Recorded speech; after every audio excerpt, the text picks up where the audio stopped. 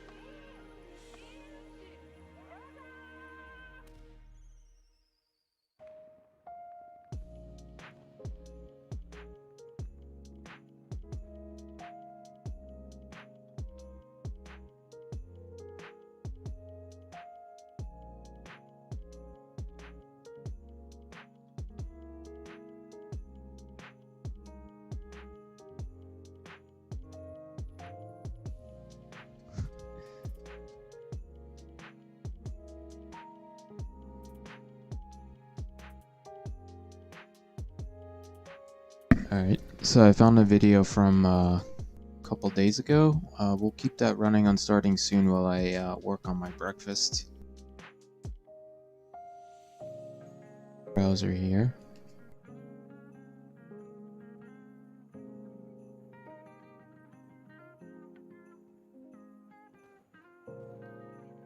Okay. Alright, so let's keep going. Bacon again, let's see. Going with the flow, trying to capture that energy. I'm not sure what these bacon things are coming out of, but made a mistake here. Let me just put this on its own layer.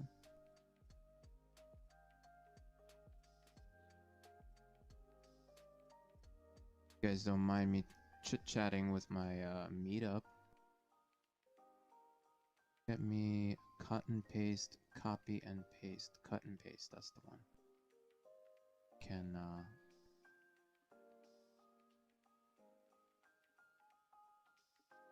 getting like bacon strips here. Get something stronger. New layer. Okay, bacon and how do you combine a bacon and this ball drop? Maybe there's some sort of thing here. It's like an eyeball. Not bad. I actually like this one. Since I like it, it seems like a strong idea. Since I finally found something I like. Bacon and a ball drop. I don't know. Is that really that strong?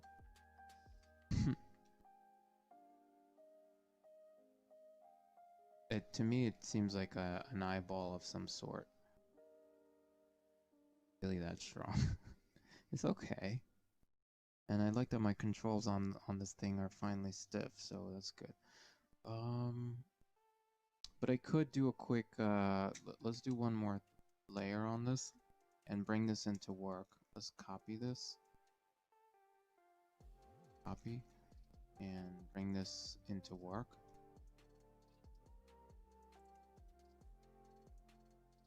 Bring this one. And just give it some color.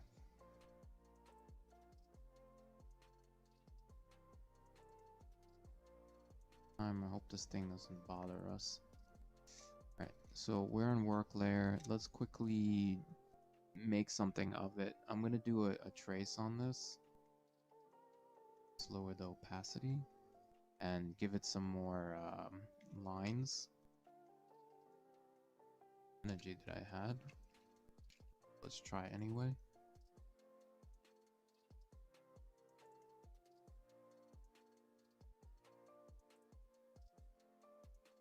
Kind of sort of close to what we have.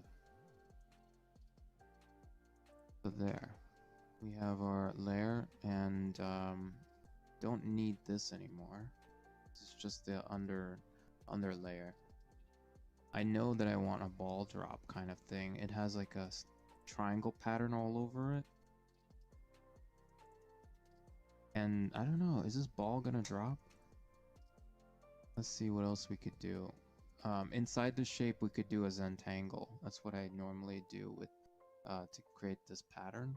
So let's divide this thing in half, like this, and do one with something and one with the other. So let me make a new layer on top so I don't screw this up, and see what we could do.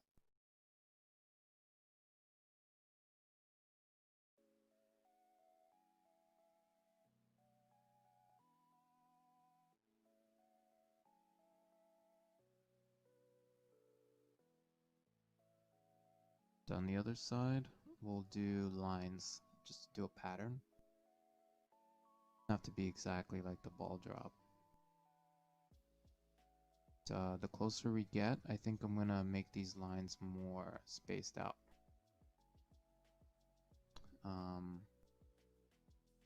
Happening here.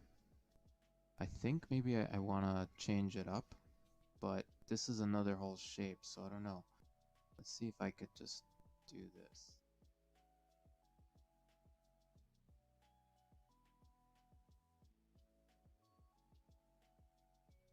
And then that still looks weird.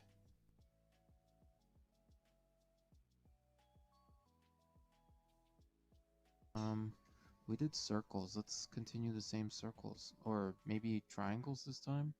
Similar pattern like the ball drop.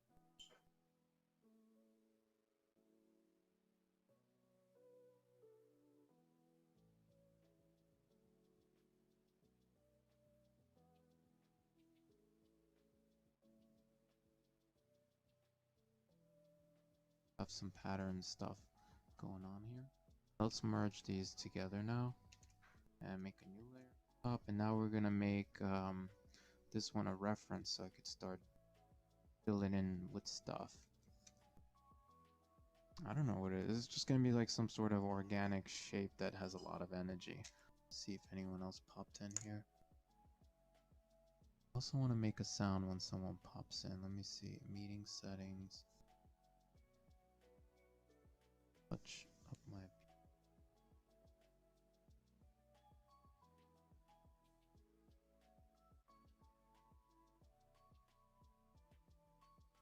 Okay.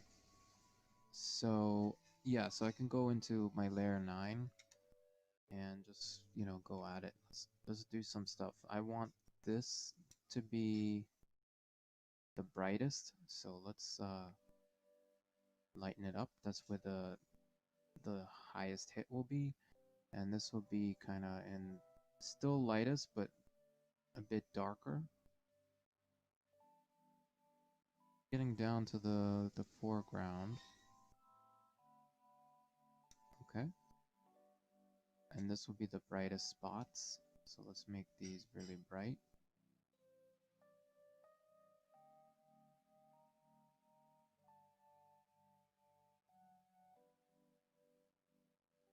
But we're gonna use contrasty black.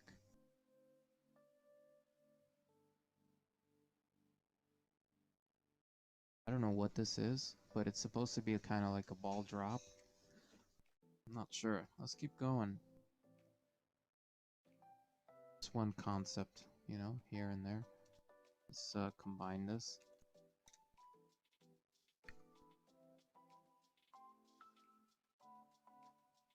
Not gonna combine it. I'm just gonna group it and just call it one of the many.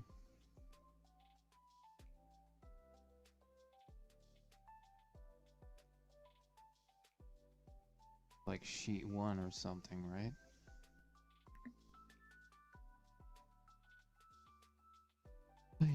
Okay, concept 1, work 1. Work 1 that I like, right? This is the failed ones. Let's go back and make another layer under all of these. These are all failed layers. Let's put one in here. Like ones that I don't know what to do with. 1, 2, 5. all these nums. And this one I really like, it's strong. So make another layer here and number this one. I keep changing my like what I'm gonna be doing. I want this to be more darker. All right, cool. So now I could just, you know, this is one set of stuff here, and I could just hide my work for a second. And let's try to make another one up with. Clip Studio's crashing again. Fantastic.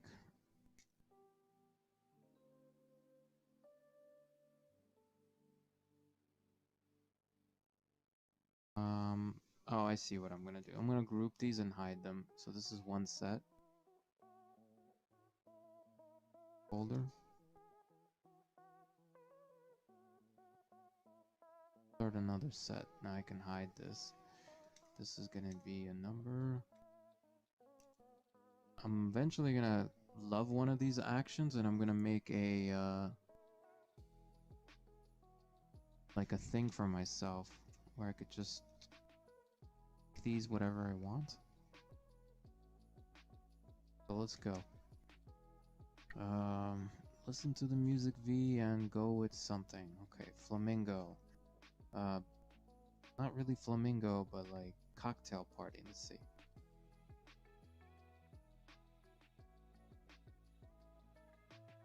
Okay, so kind of like a cocktail glass. It's all right. So bring this one here, and let's go over here and number this. Another one.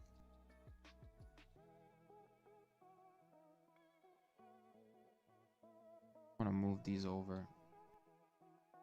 If I don't move them over, I'm gonna have a problem, because they're gonna keep getting in my way. Alright, let's go. Go back to this layer. Alright, so cocktail party. Let's see. I don't know. I'm thinking like a martini. I don't have a lot of room. So it looks like a rose now. Still not that great. Don't really like it. This one away.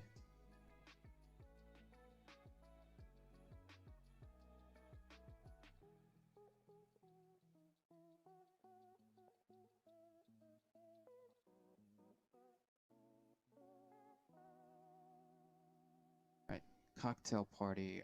Cocktail party under the moonlight. Let's see. Moonlight. Glass.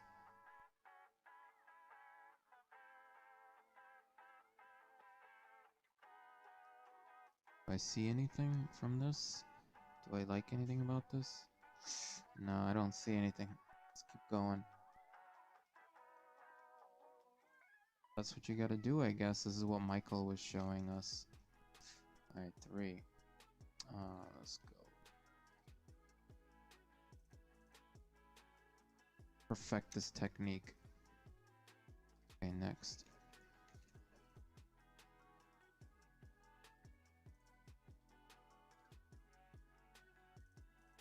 Alright, cocktail party with bacon. Let's see.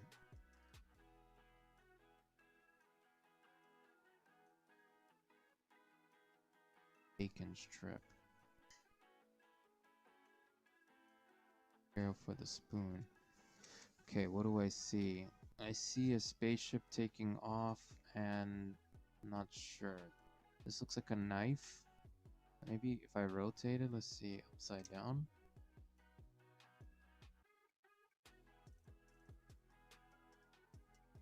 Angry sketch, happy sketch. One in the meeting? No. Tell people we got 37. Okay. 7 minutes. About 30 minutes left, guys.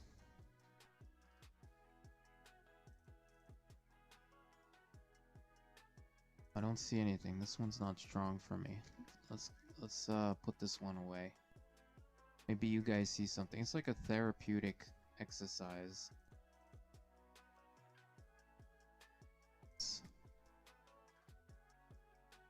Okay.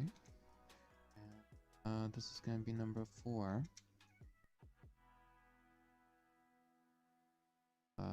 Grab this one and make a layer right above it.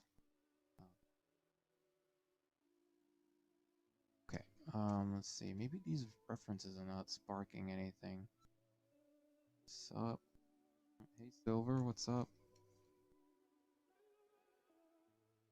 What are we drawing today? We're drawing bacon, ball drop, and cocktail party. I gotta come up with some ideas for these prompts.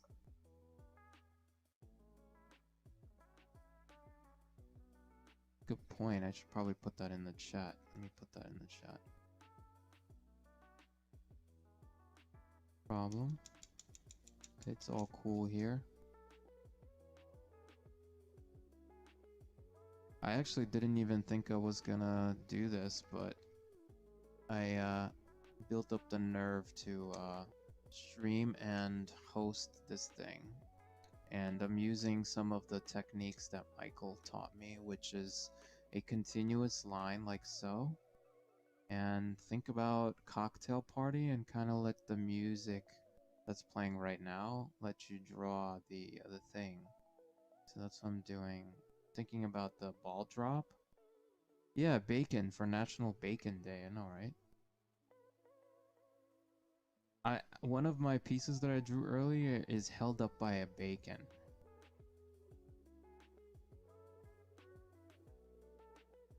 Okay, I don't know. This looks like a figure 8 spoon thing. Another one I don't like. How is bacon related to the other themes? For bacon, it's just National Bacon Day, so it doesn't have to be related, but you could just add some sort of drawing to it. Yeah, I didn't know either. These wild holiday things that they keep coming up with. All right, let's see. What else can we do? Let's try bacon. Visualize bacon and visualize a cocktail glass party. Okay, let's see. Bacon is like this kind of island thing, and it has stripes that look up at a cloud. And then there's a glass thing here, and then it shoots up like this, and it goes down here. Right? Okay, so what does that look like to me? Kind of like a violin. Let me see if I rotate it. Look like anything to me? I guess they just didn't want to celebrate anything related to food. Yeah, maybe. Can't wait to have dinner today. I'm not particularly starving, but it's one of my favorite parts of the day. This kind of looks like a what do you call it? A seahorse, a sea urchin. No, a seahorse. I think. I could doodle a seahorse, and it's like making this thing float up. Yeah, let me try. I think I got something here. See what I could do. Drawing out the drunk person. Which one is the drunk person? The one that I'm moving around now? It looks like a drunk person. Okay, let's see if it becomes a drunk person.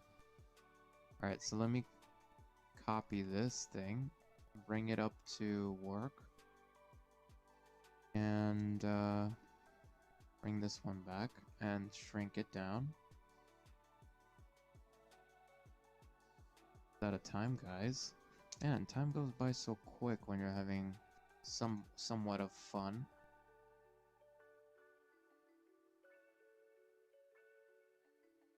Looks, yeah. Alright, so let's hide all this mess. Jump over to this guy. Oh, here it is. so let's hide the first concept and sure. Okay, how do I do this? Actually, let's bring this up before we drop it into work. So I don't get confused. This and make a opacity change here. And I got about 20 minutes, guys. Isn't that amazing? 20 minutes of excitement. This is a drunk person. Okay. It's a sea urchin drinking from this sippy cup thing. Okay. See if we can make it work. And use that loose energy that we have.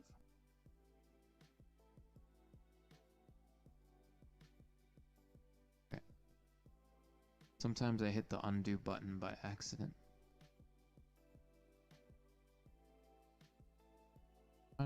Try to keep that energy.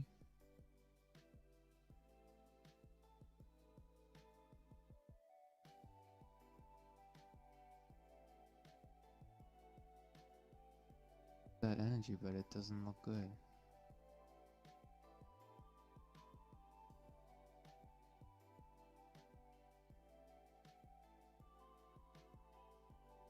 It's so stiff here, I don't like it. Feel Virginia's or Tucker's sharp angles.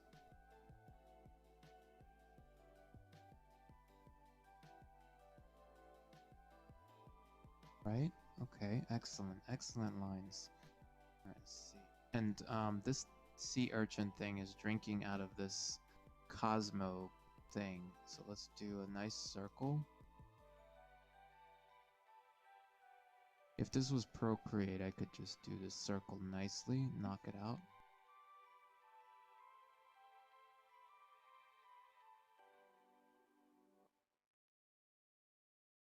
I don't have time to make a perfect circle, so let's just go with it. Fine. And it's a really skinny glass like this.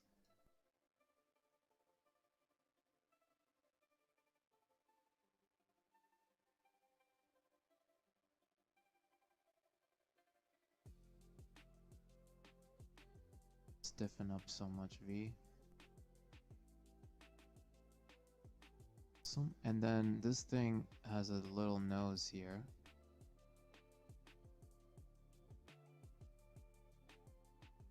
And that's too big. And it's sipping on this water here.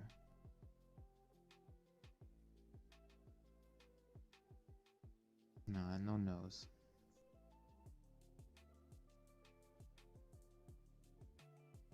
Connected like that. And I think because it's a Cosmo thing, it's a drink, I need to draw like a thing here. Cocktail thing. A little circle. And it's like a martini glass, right? And it has a martini glass. So, and then doesn't make sense. I need to just draw a line coming out.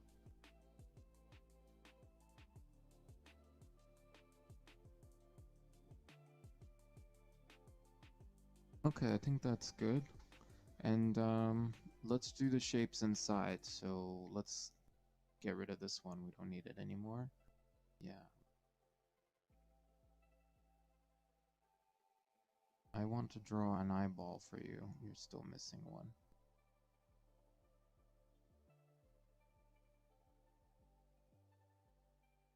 I'm thinking this thing is not really that strong, but it's okay. Let's see what we could do.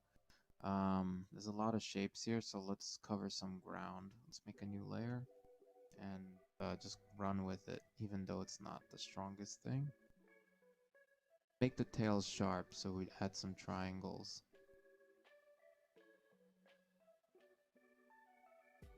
Close all your shapes.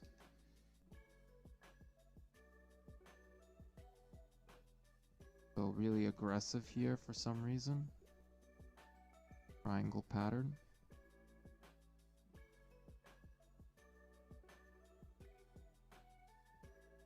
And let's close these off.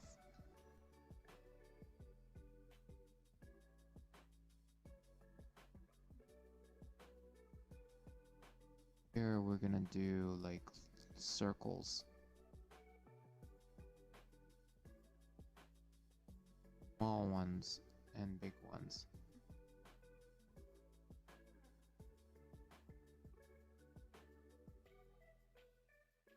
17 minutes left. I'll just tell them when they have 10 minutes left. That's when we have to say our goodbyes. I know. Sad.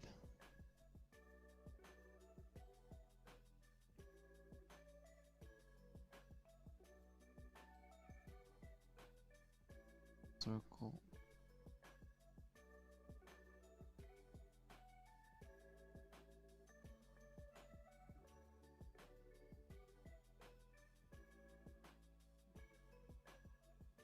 That's good, right? And then the martini glass is kind of clear, so it's not much going on. But martini-licious.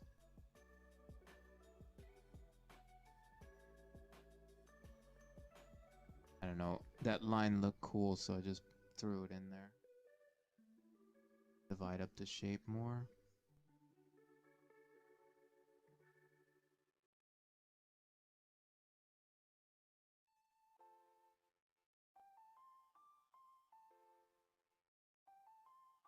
Let's add shapes now into this thing. Merge these two. And that's just because we're running out of time and we're just gonna have fun. That's all. Reference layer and over here and just draw in the colors.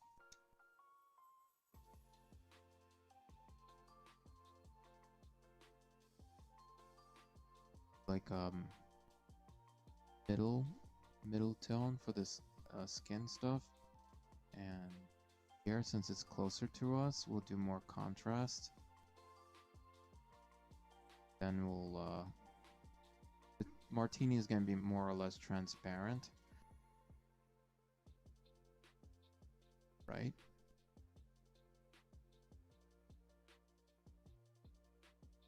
Brighter. If anything, you could probably see through it.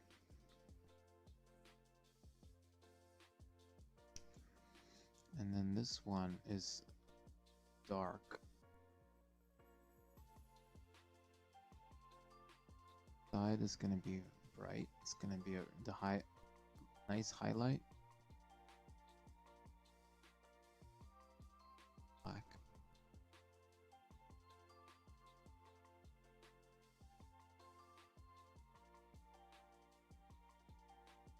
Oh, I forgot to color that spot.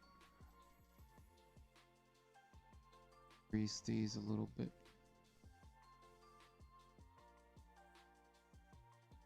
Let's fill this in, not so dark, but because they should be close to this color. Let me see what that is.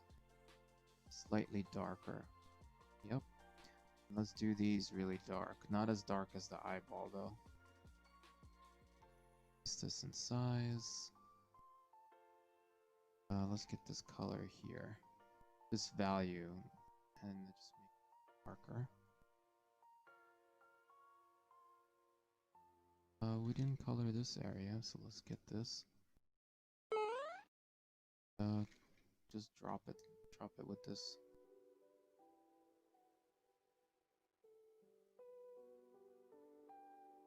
There's our little concept. I don't know. Some sort of party going on there, right? Oh, we missed one. Let's increase this one.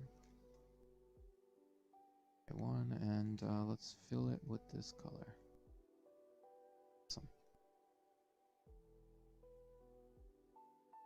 I guess that's it. I guess I could just keep doodling for a couple minutes until we run out of time, right?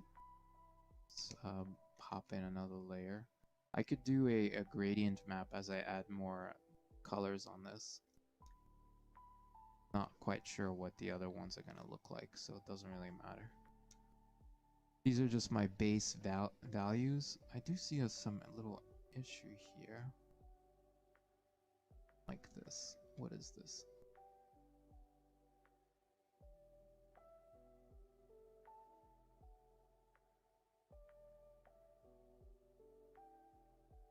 Yeah, that's the rough stuff. Like you can't really get those colors in because there's some line art here. So let's see if we could just remove it because we don't need these lines anymore. Let's see, eraser. Oh.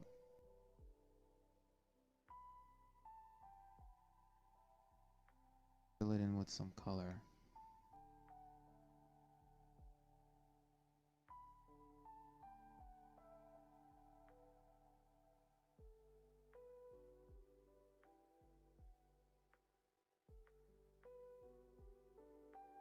Expand it a bit more.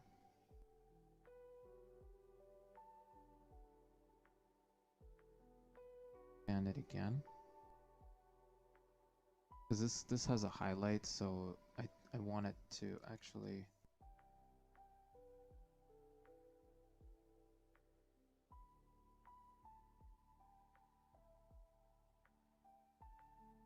best I could do. And then I could move this right on above it so it looks cool. There.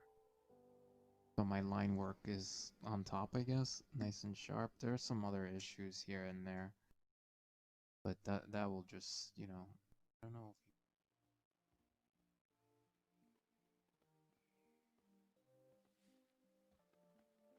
if color this in.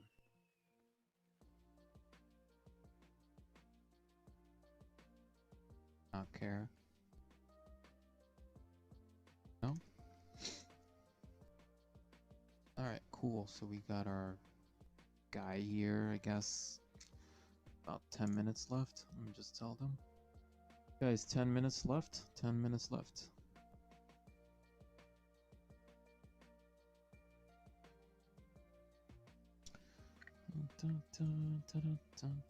I guess when it gets really close, I have to do a pause. Say my goodbyes. Okay, how do I make this so I can't erase on top? Lock transparency, yeah. And, actually, let me do one thing. I could just select all of this, make a new layer, and, do a multiply on top, right? Or darken, maybe.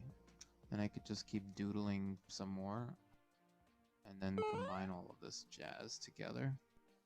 Let's bring in a texturing tool from Trent. He has a soft pencil. And then we'll just do more shadows down here.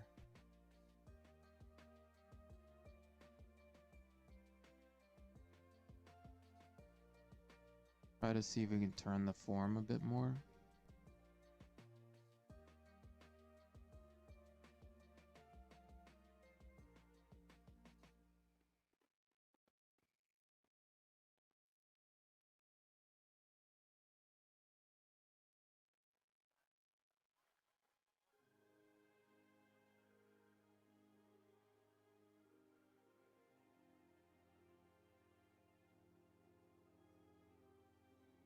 That's gonna be a dark, I mean a hit of bright.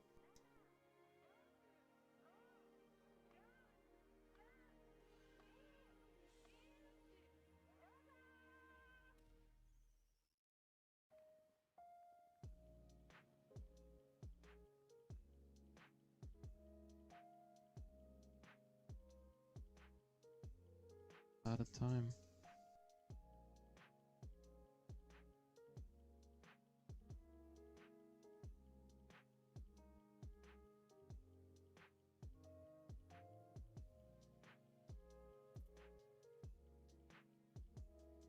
Keep forgetting to hold down the key to I or whatever you call it. I don't think I can make this any darker, but let's see. It's pretty dark already.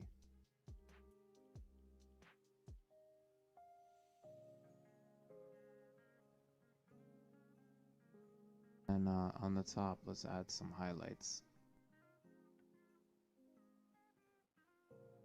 Lighten.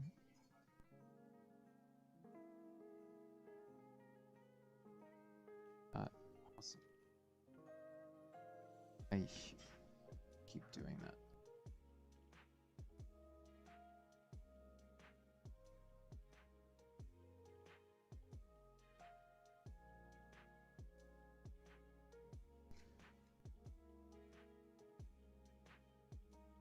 Brightness.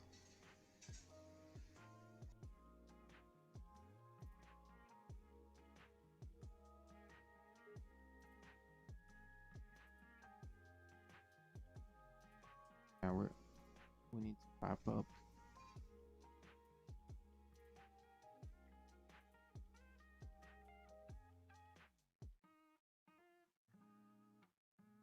Well, we did the best we could. Humanly possible with this time.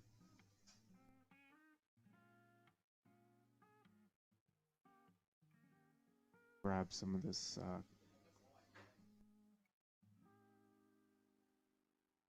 actually, I don't need to do that. I'm gonna use another technique here. Combine all of these in a group. And this is gonna be number 2, because we already have 1. And duplicate this one. Oh man, really out of time, man. Combine this one and add a gradient map.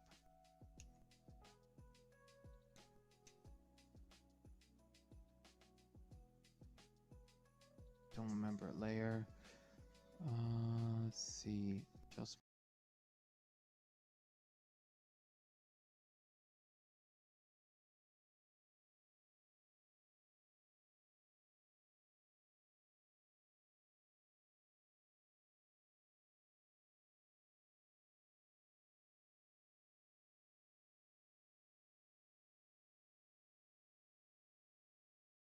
hey guys, finally coming back.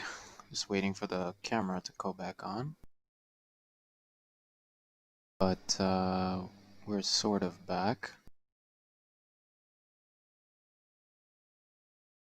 Camera went offline. That happens when you restart it. Take it down.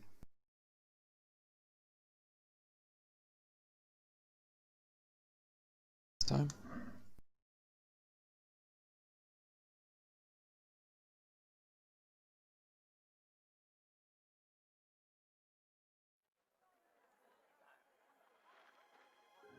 Right back.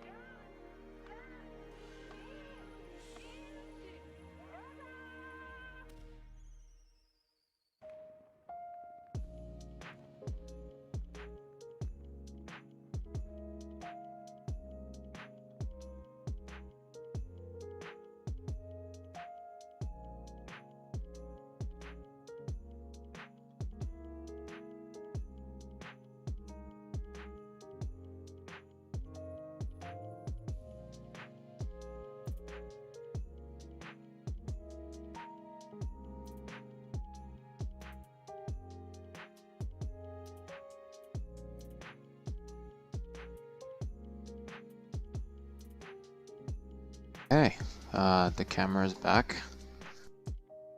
Start. I hope you guys enjoyed the video from a couple days ago. It was from Imaginative Illustrators of NYC, and we had our cocktail ball drop. Yeah, I don't know. There was something else in there. Oh yeah, bacon, for National Bacon Day. The National Eve Day, Christmas Day. Yeah. Is that really national? Not in every country.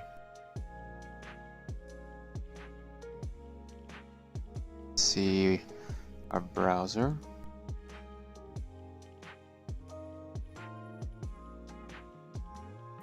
we're gonna focus on this stream invention.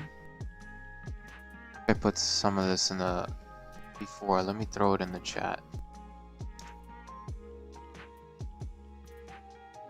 Here, I'm gonna go through the stuff that I've learned over the week.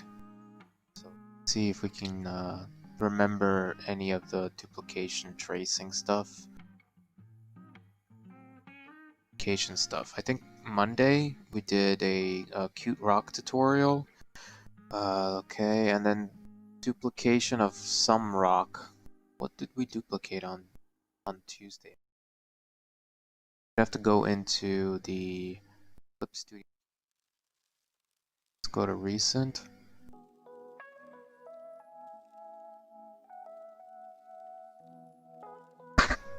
Yeah. Don't even know what this rock is, but it looks like a chicken rock. But we were duplicating it for sure. Alright, cool. So that's that. So let's go back to browser mode for a sec. See what we can find.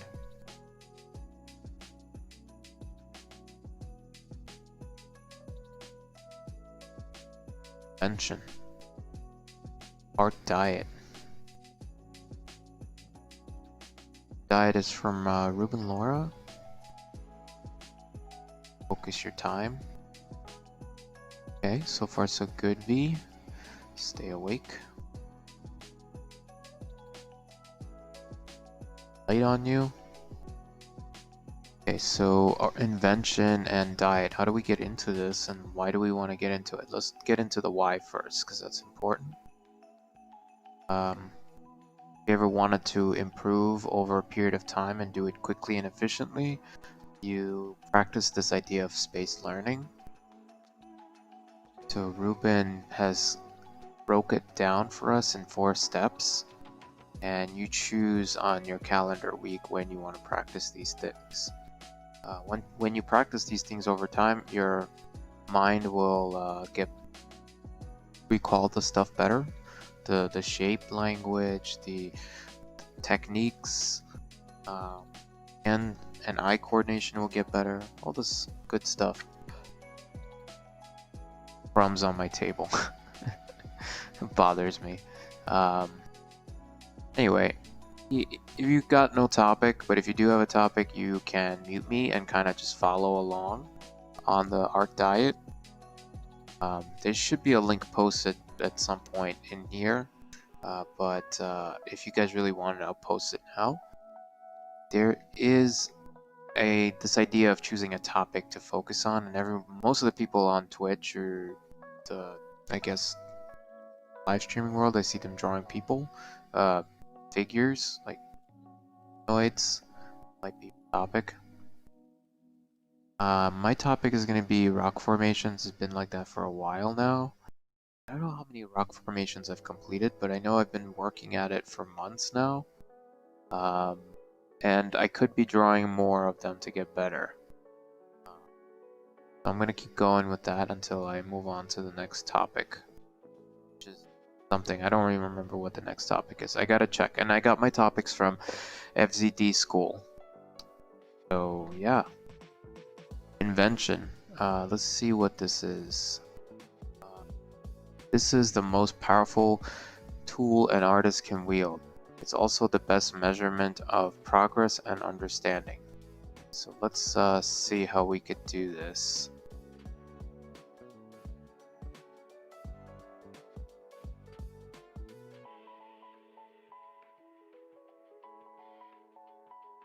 Alright, so this is the link I'm going to share with you guys. Because we're going to quickly go through it and you might want to follow along.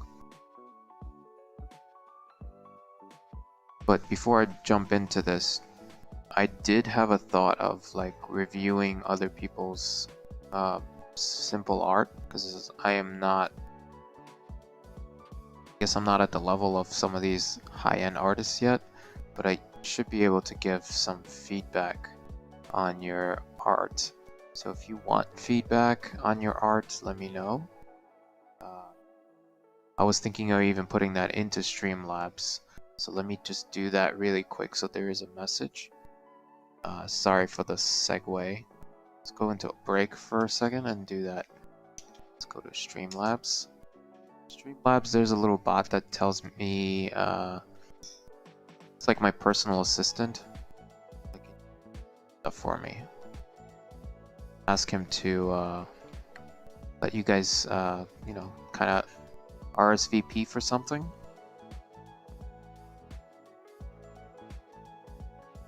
I think there's a queue for it too. Okay, so let's see. There's a queue. There's also a cloud bot. So on a timer, let's put something in here. This is RSVP back. Okay. I don't know what the name of this is. If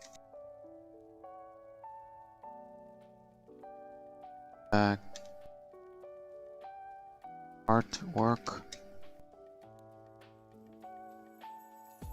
right? If you want feedback for your artwork,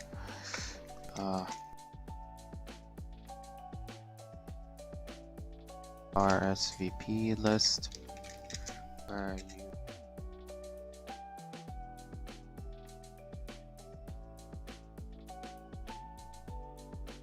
can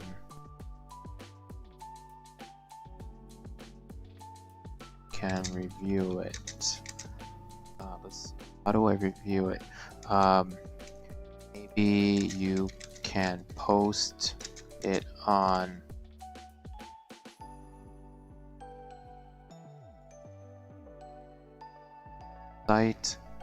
site and provide a link so that I can review it live on where are we? Live on YouTube, Facebook, and Twitch. Okay, so that's the plan. RSVP. Okay, this is that. Let me just put it in there, and then there should be something about personal assistant.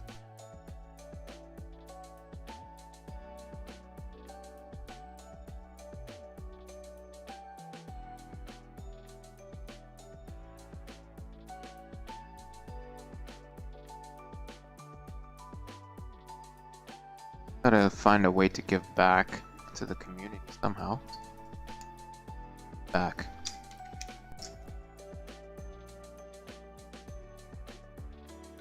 For now, until I can come up with a better plan for, like I do want to set up some sort of Patreon thing later. But for now, I'm just gonna test this to see if it will up some traction, and then we'll see if I can increase this support channel here. Cool, so that's set up. Oh yes, so let's go back to Ruben Laura and just continue that.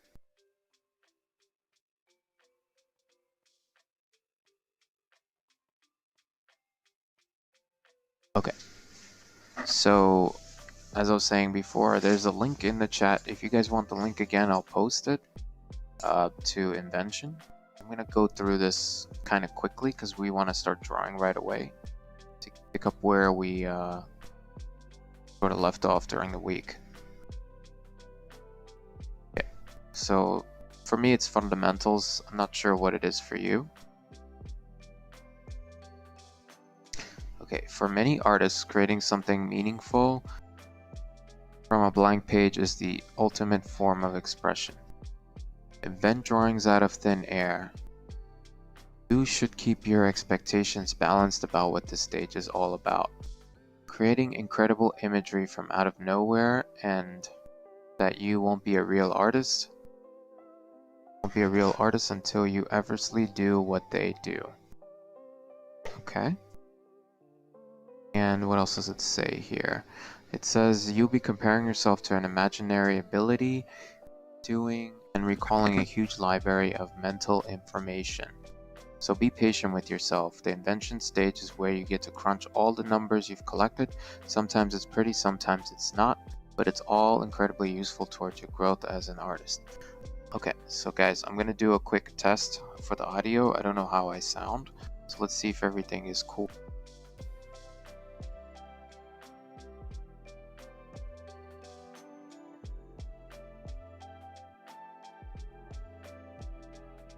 Audio sounds good. Alright, let's keep moving along. We're moving a little bit faster than normal because I want to the drawing phase. So if you guys want to follow along, you have to jump on board. Okay, who is this? Let's go up here. Don't worry about pretty drawings in the early stages, okay? Exploration and recall, not final production art. Okay. Normal Rockwell exploration sketches. So here it says, loosen up, let your hand and mind experiment. Okay. Alright guys, let's see how we could do this, right? When do we dive in? So I see sketches and I see final production art, okay?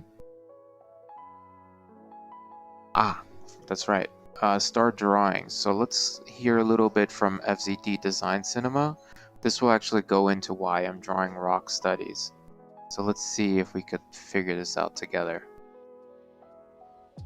Designer, and you know how to draw things from real life, and you have all this visual library in your head, and you know how to arrange it in a certain way, I guarantee you'll have a job. But that's not easy either. It's not like, oh, I don't have to design, I can just get a job. 100 different variations that you never saw. Maybe there's 50 failure sketches that you never saw.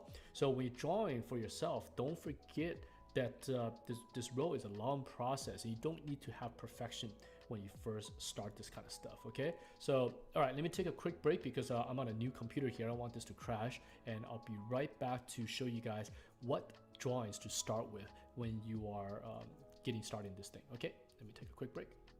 All right, so I'm back. Okay, so now let me show you guys a couple of subject matters that you can start by easing the difficulty of drawing. Okay, so you can just slowly get into it. They're not very challenging things to do, and I might even do a quick sketch to show you guys.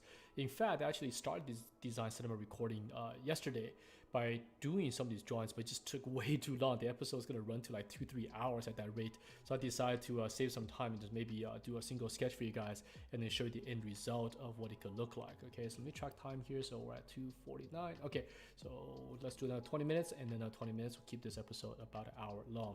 Okay, so first thing I'm going to show you guys, bunch of rocks that you guys see over here. Okay, so why are these here? Well, the way to draw, okay, to get ease into it is to lower the difficulty bar.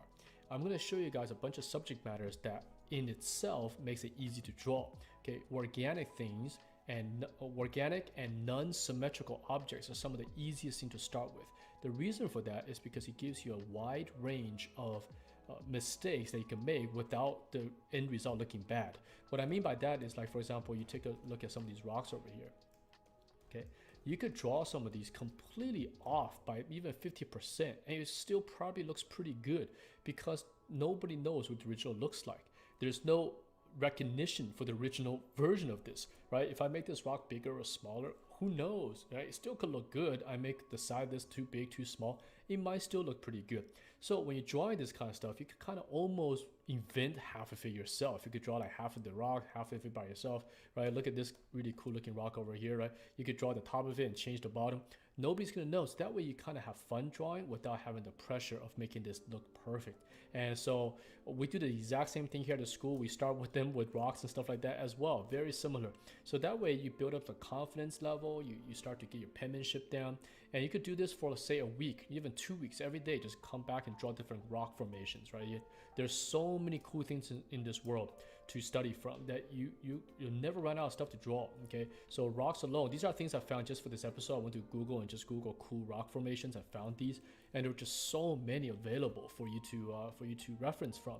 So these are all studies. I like to call these study drawings, which are, you take a look at these and try to draw at the same time you're building up a quite a bit of visual library. It's all stored into your head. These forms, these shapes, the proportions. The more you do this, you're going to naturally start storing all this into your brain. And by the time you start to design, all that stuff's going to start coming out. And speaking of design, I want to mention that real quick. Let me take a sip of coffee. Is that design doesn't mean everything is yours, right? Because I'm already excused that I have back over here, right? This one over here, which is like, I don't know, I want to design character spaceships, so I need to learn design. Look, drawing, right? Learning drawing, you don't need to know design at all. In fact, I could guarantee that you could get a job in this business without ever designing at all. So that sounds kind of weird, but let me explain to you what that means, okay? In this business, I believe that about 40% of the products out there require zero design. All they are rearrangement of objects to tell a narrative. So projects, for example, like Gladiator, Saving Private Ryan, right? The Banner Brothers and so forth. They're using historic objects. Almost everything, maybe 90-something% is based on history. But they're rearranging the objects in a way to tell a certain story. So you take Gladiator, for example, the Rome, the chairs, the streets, the clothing, pretty much all of it is real, but it's done in a way for the purpose of an entertainment movie. So it might not be historically accurate. And director Ridley Scott actually mentions it many times on his DVDs that his film is not accurate. He's got swords that's ranging 500 years in their time period, but the audience doesn't care. And same thing with a lot of your video games that do historically based things, right? Or even historic films, is that they're not exactly accurate, but they are getting everything from real life. Maybe Gladiator has some designs, for example, maybe the helmet and the chest, and very small props, but majority of it is all based on history. So if you think from that point of view, if you're a designer and you know how to draw things from real life, and you have all this visual library in your head, and you know how to arrange it in a certain way, I guarantee you'll have a job. But that's not easy either. It's not like, oh, I don't have to design, I could just get a job as a designer. You have to know how to rearrange objects in a certain way, right? And that does take time. It's the same thing like an interior designer does. They get into a room that's empty, and then they have to make it feel, say, posh, or make it feel modern, or make it feel rustic, right? So it's their job to go out there and source the right type of furniture, the right type of lighting, the right type of materials to get that feeling. We are doing the same thing. So in that sense, you could actually do a lot of design without designing a single thing or making up a single thing. So by drawing these things from real life, you're going to start building up that visual library and start with the basics. So the other 40% I mentioned for the products are things that are based on reality. For example, something like Game of Thrones, or video games such as, say even Skyrim and Dragon Age, right? These are IPs that are based off of Western Europe, medieval, feudal time periods, right? So there's swords riding on horses, there's castles. That's definitely what they're based on. So they are designed on top of that, but they're rooted in grounded subject matters. So in Game of Thrones, they're not riding around in giant bugs, and they're not using a strange weapon that you don't recognize. They're either swords or spears and bows, right? Everything that's based on history. So another area in which drawing a lot is going to help build that visual library. So when you start modifying designs, you already have a good understanding of the base. So that's extremely helpful for a designer, right? And the last 20% of the business is things that are pretty much completely made up, and that usually sits in the science fiction realm. So, and that is why sci-fi films and video games are very, very rare. They don't make them often because it's hard to do, and when something takes a long time, it's also very expensive. So in both in almost any industry, in the entertainment industry, sci-fi products are the rarest thing to do, and generally when they show up, they're either delayed, or they cost a lot of money, they go over budget. Very common in sci-fi type of projects, right? And that's why you see in fantasy being the most common type of theme in both film as well as games, in terms of entertainment type stuff. Okay, so Star Wars rocks. Very fun subject matter, easy to draw. Okay, next one in these difficulty level are old trees. Okay, so I got my answer why I like to start with rock formations. Because they're very easy to draw, and you could mess it up screw it up, you can screw it up, that's what I was gonna say. And it's not no one's the wiser. Go to the chat here on my channel really quick. Bring the music back up to where it was. To the chat here on my channel really quick. there is a area where I could just go to in my Twitch where I can just connect to the chat.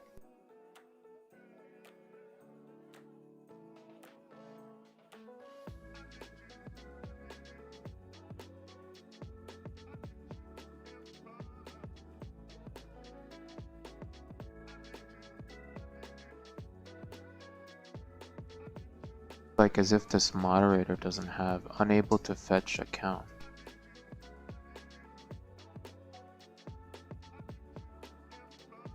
Not good. Yeah, sometimes I'm using this thing called Restream, and sometimes this bot doesn't work the way it's supposed to.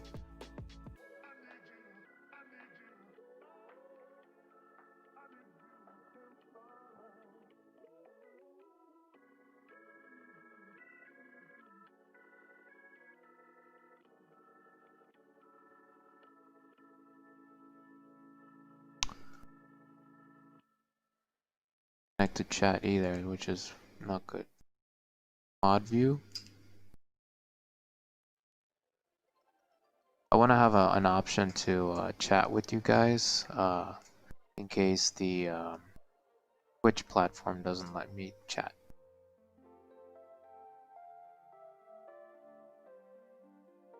Working.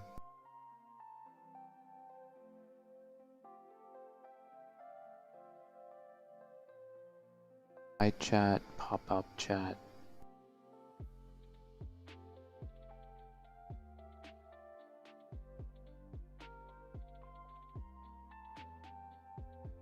Oh, finally I get the name. Creator dashboard.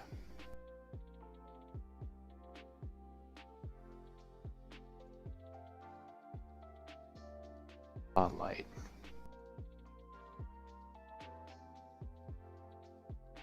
Manager.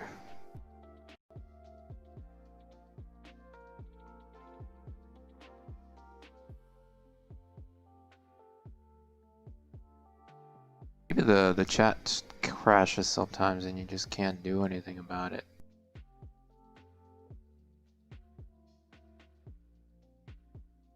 Chat.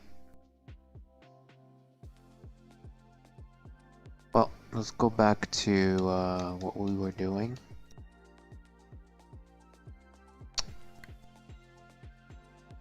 By little you get better, and the best way to get better at inventing is to learn perspective. Okay, so if you guys want to learn perspective, that's how you do it. Well, hopefully the chat does come back.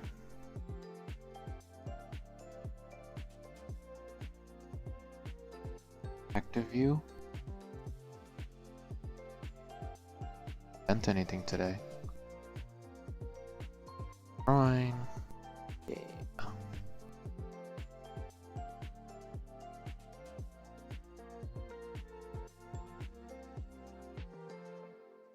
Sometimes I like don't want to even draw anything. Nothing in particular, just lines. Come up with the concepts that way. Something I learned in a surrealist drawing. Warm up yourself to get ready. Get ready. That's what I was gonna say.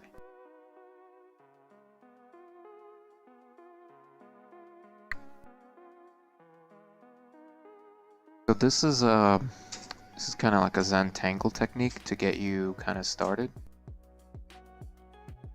I'll do a few of these till we cook up some ideas. Program art. Programmative art? No, it's called generative art.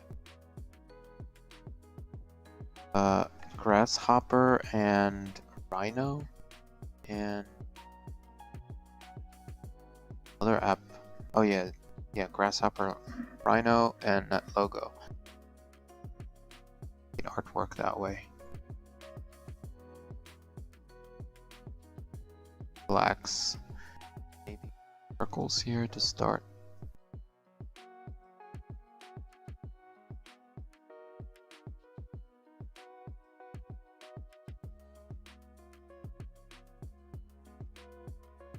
I'll move my keyboard over. My space is low. Not ready for drawing.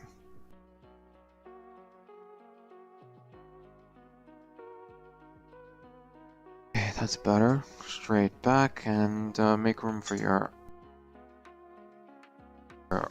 whole arm so you could rotate your shoulder around what you're drawing so you're comfortable.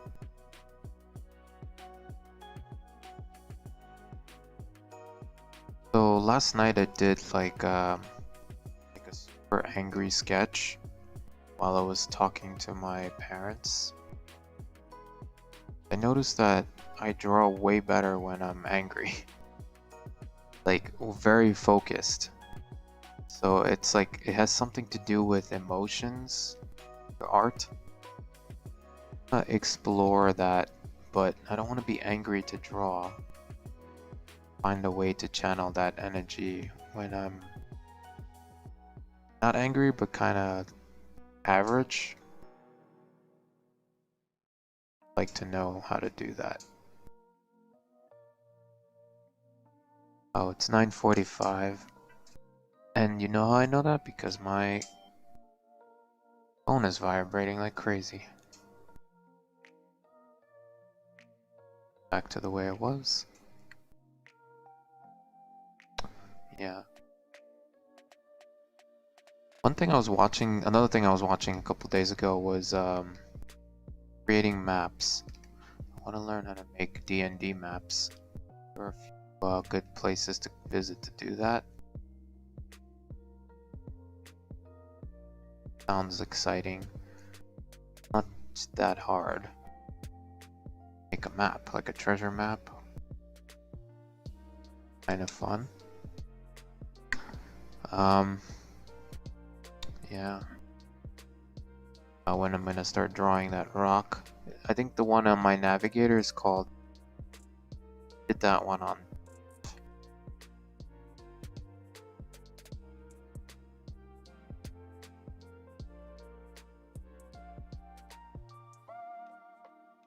Pattern here.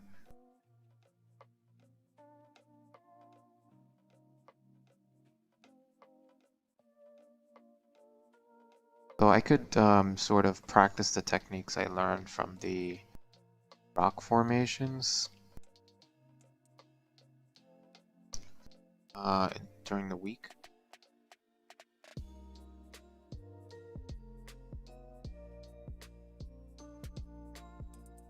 Drop it in a folder, number it. Might use this as a pattern for something.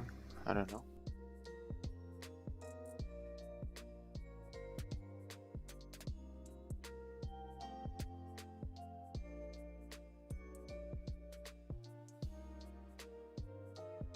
I have a reference. Let me see if I can bring it in.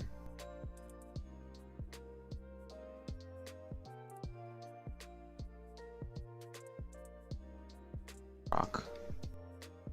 I'm gonna need it later.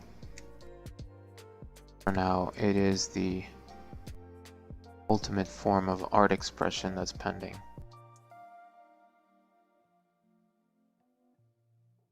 We're gonna we're not gonna copy it, we're gonna make it look completely different.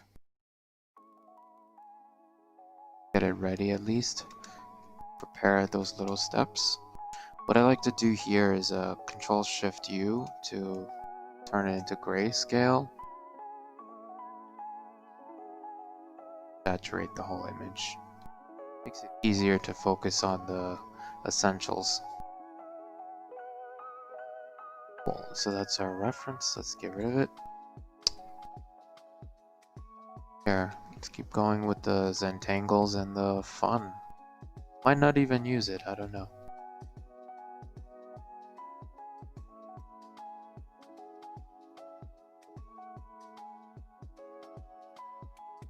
All about invention. One thing I can try is listen to that's playing now and see if I can think about the shiprock that I just saw.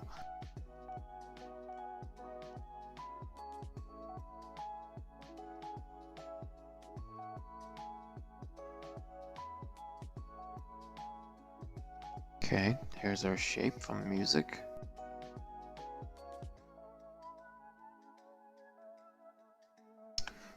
Oh, you know what? I just remembered something. It has a couple shapes. It has two triangles. Sorry, I don't like that triangle. Nice triangle. Up. Big.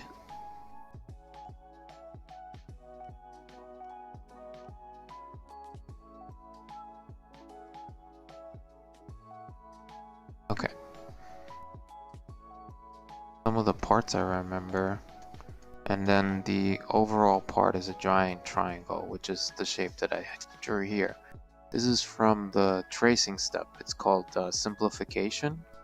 And within the simplification step, you kind of try to recall the shapes that you've used. That's cool. Got a little rock here. Let's see if I can.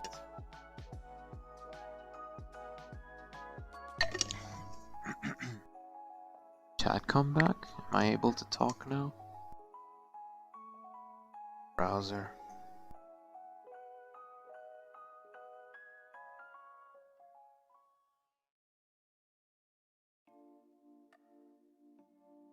Why that happens? Connecting to chat. Welcome to the chat room.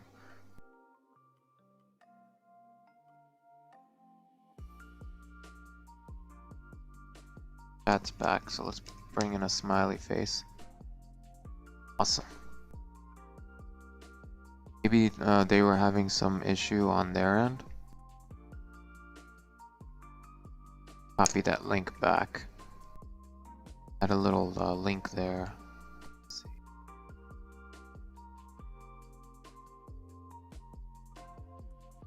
Okay, cool. Now the chat's working. Yeah, so Restream.io has a, a way for you to send your stuff to all kinds of places. Your stream to all kinds of places. My voice is going and I don't have enough water. Well, one thing I could do is find out if this is on the right layer. Concept, the other one we did. I didn't even number that one. Alright, whatever.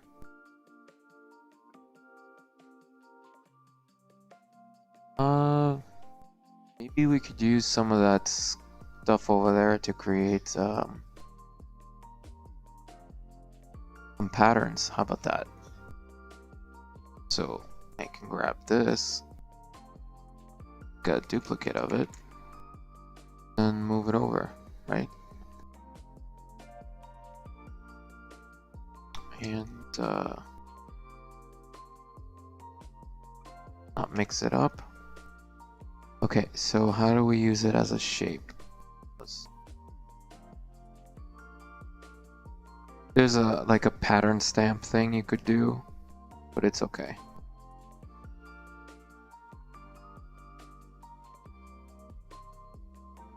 As a texture, or should I use it for redefining the shape of this silhouette more? Maybe I'll do that. I'll redefine the shape a bit more.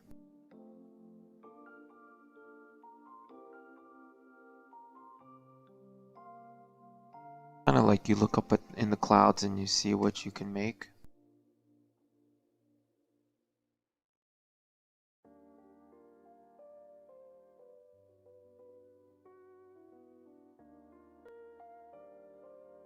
Clone stamping and adjusting it a little bit.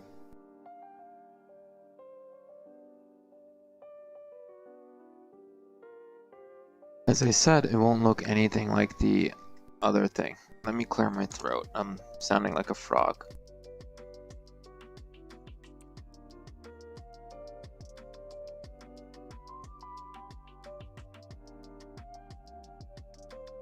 Okay, got my voice back for a second. I wanted to fill in this spot, this space. This is kind of like a creative exercise here. Transform. Form, mesh transform. Okay, this is exactly what I want. Over here.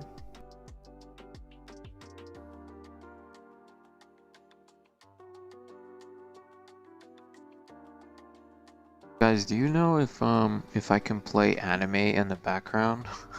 Sometimes it inspires me to draw or feel something. Like playing Christmas music. I'm not sure if this isn't inspiring me yet. Kind of different. Buy stuff.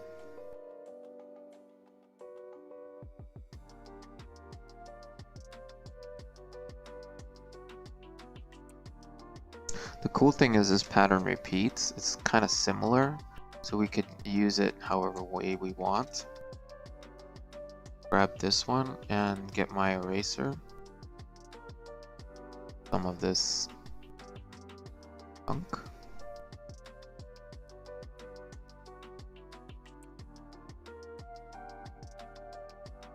We're gonna redefine the silhouette, but I don't want to touch these boxes because they seem kind of important. They want to be out in the open.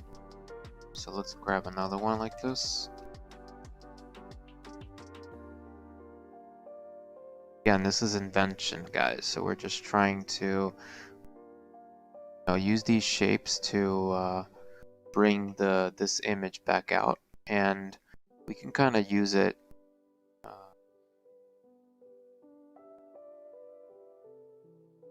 Kind of use it as a reference point to build our stuff.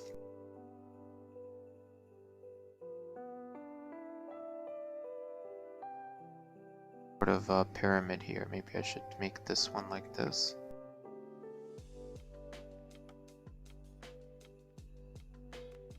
The cool thing about stacking the shapes this way is you don't have to worry about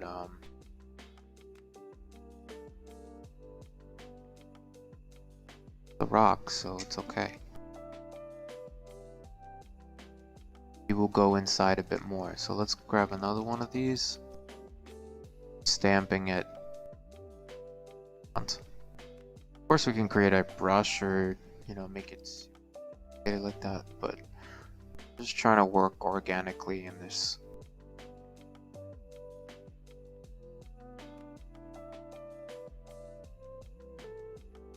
Wanted to follow this area here.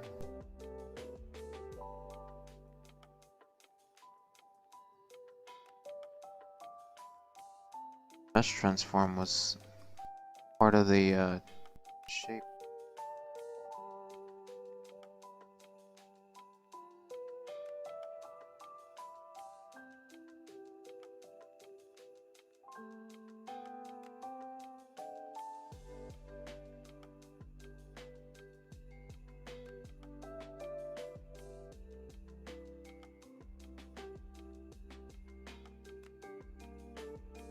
You guys see anything yet?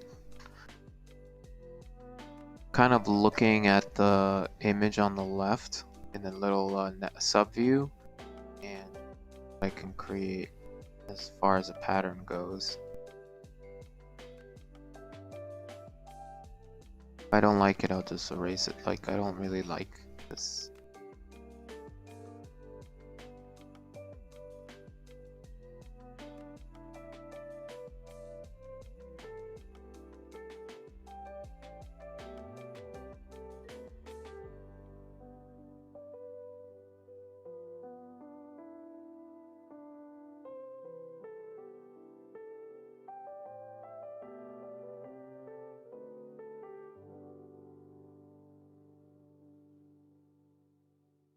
This feels too crowded, so I don't want to use it.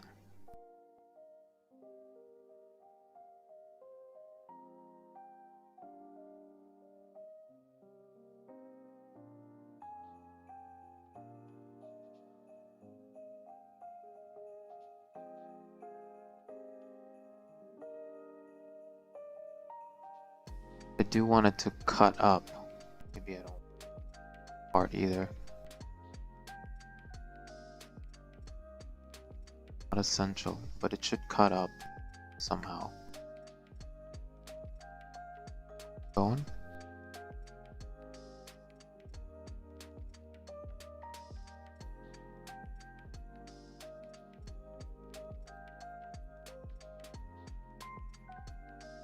Yo, I got my mud drink.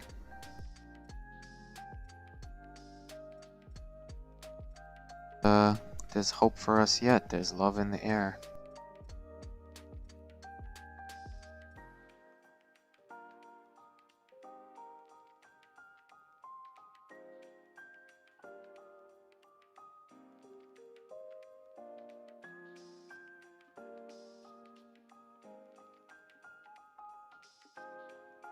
I'll look at the sub view for a sec. There's a little mountain here. I think that's this shape here.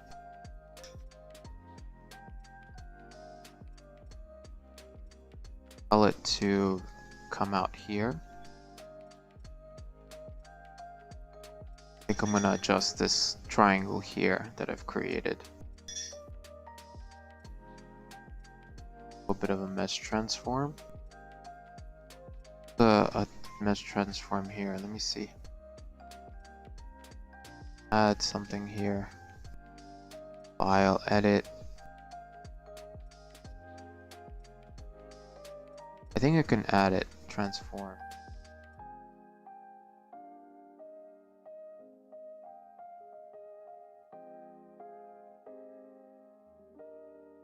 Now I could just, you know, select marquee, select it, and then do my thing.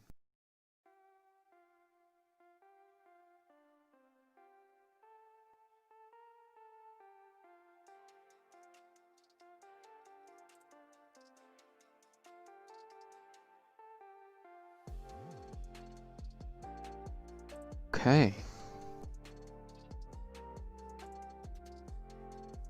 What? This is gonna be all for toss away later anyway.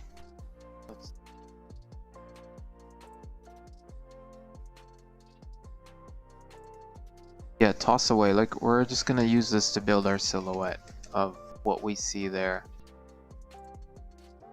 I see in the sub view 1, 2, and 3. So let's draw one more peak.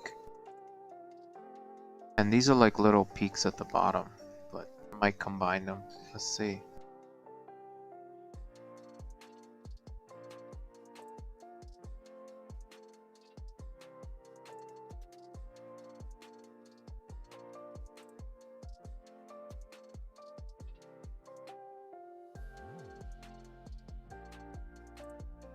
You guys let me know if this looks anything like what we're drawing. Kind of moving things around just to make it look the part. Go through this multiple passes. Kind of having fun with it, just exploring.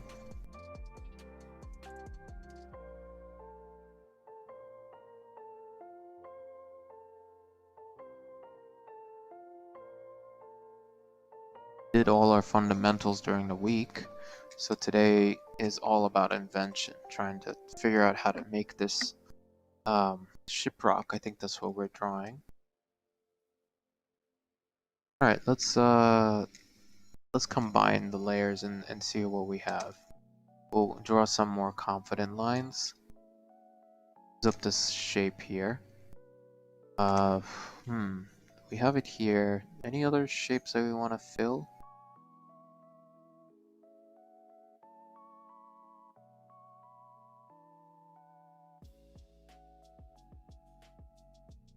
Look at it, really. That's what I'm do. See what speaks to you. Like maybe this speaks to you. There's a road somewhere there. I think that road is not that important. This looks kind of cool. I don't know. This looks cool in this position.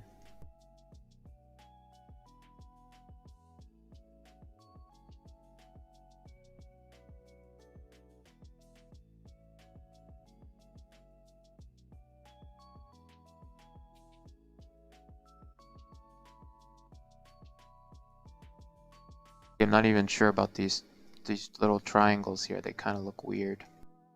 Let's combine all of this junk. Now it's one giant object, and with that we could trace on top of it and see what else we can build. So this is sort of like a silhouette. And we built it based on what we've traced. And we didn't duplicate this shape on Tuesday. We duplicated something else. Show you guys what I duplicated. Let's see.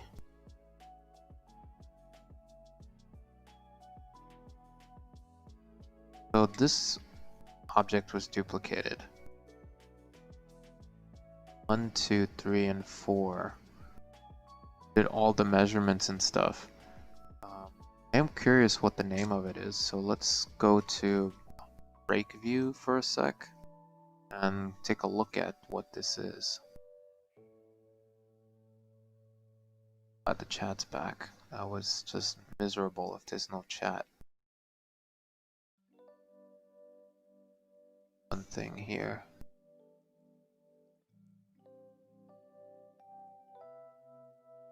Show you guys where my secret stash is.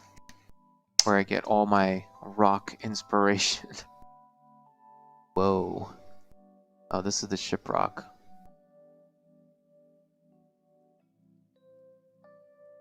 Give somebody a hug first before. So let me go on a quick break. Not now. And link the rock formations here so you guys could find it. And then I'll be right back.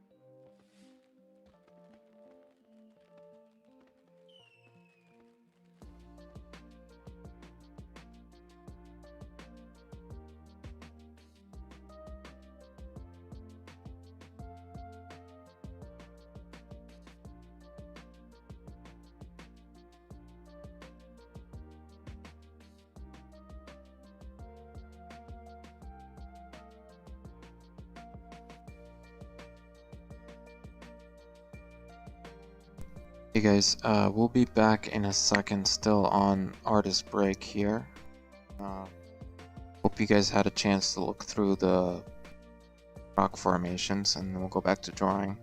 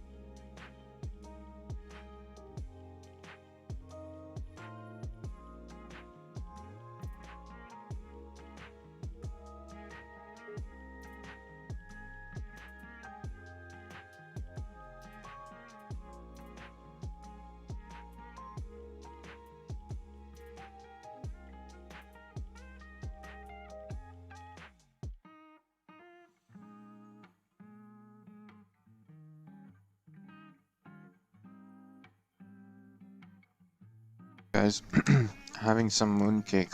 It's really good. You guys should try it sometime. Why did we go to this thing again? The Pinterest?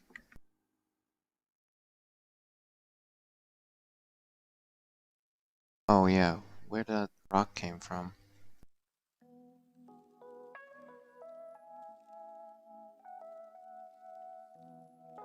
Let's see what this rock is all about.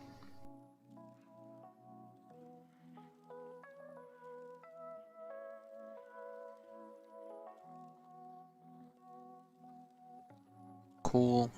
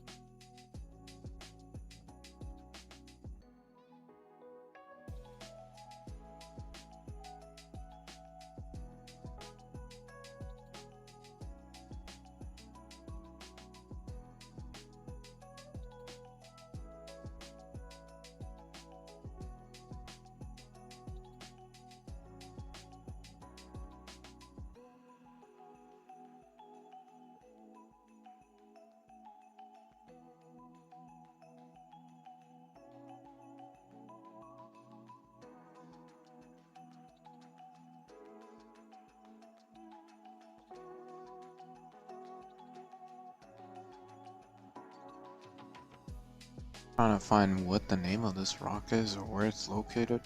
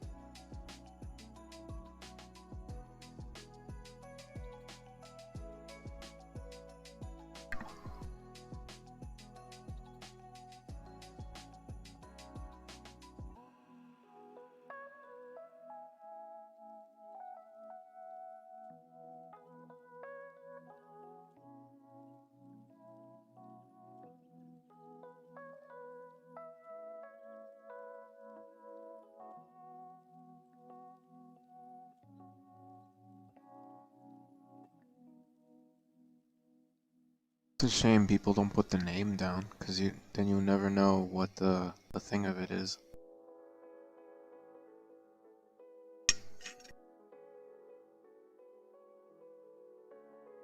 So many rock formations on the internet.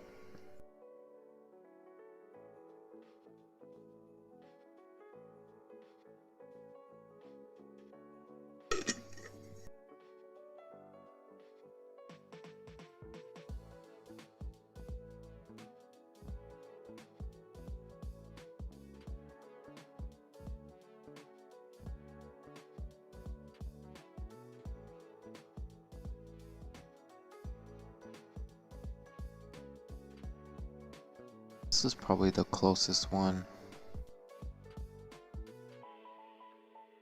Okay.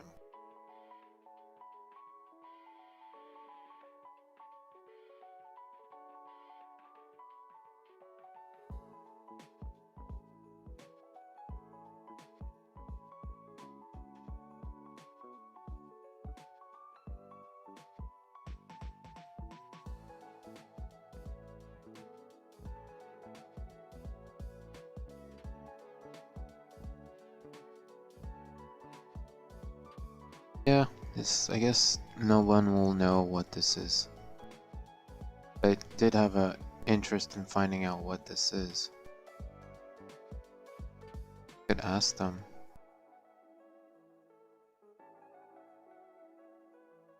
Biology.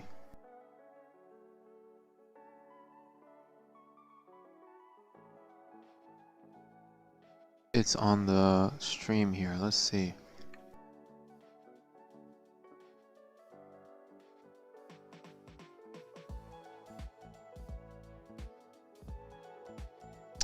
Oh, it's in Taiwan.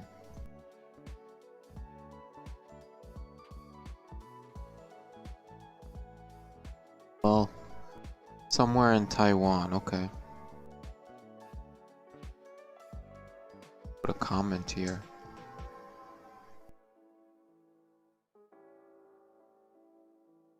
Some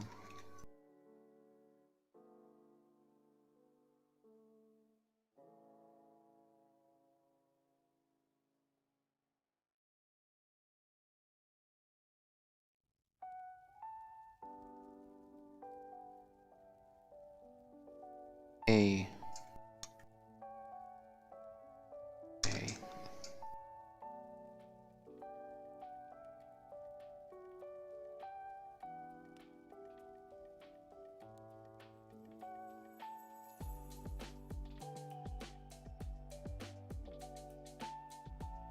On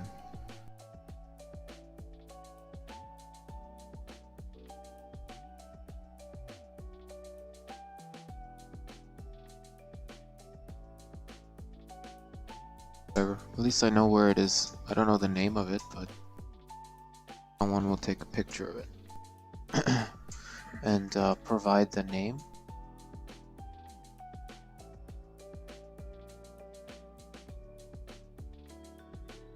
Really hot all of a sudden. Let's take this off. Dumb. Content is king. Alright. Back to break.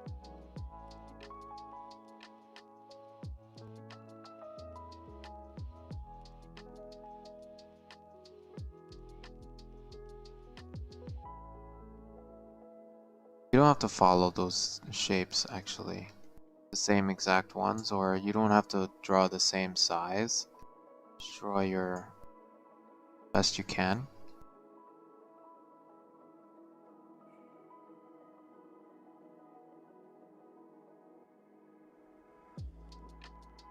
Another exercise that I have to do. 1,000 circles. Or you could just get the oval tool and call it a day.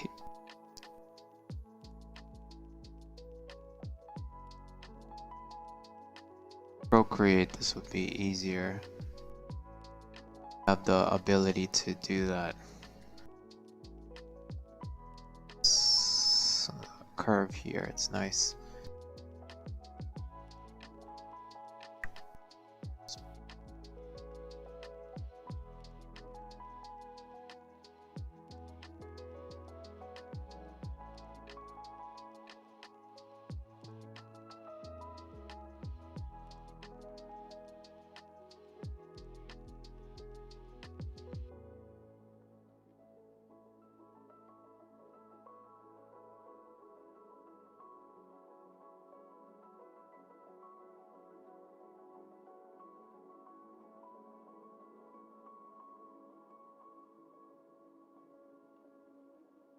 Haircuts.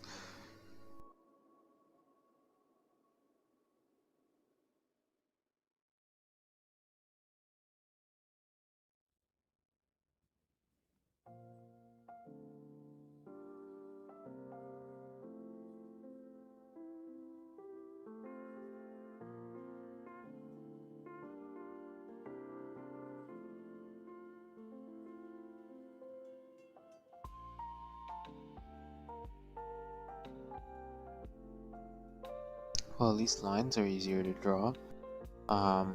Let's make this one slightly different. Let's make it something else we practiced in drawing the lines. Thick to thin.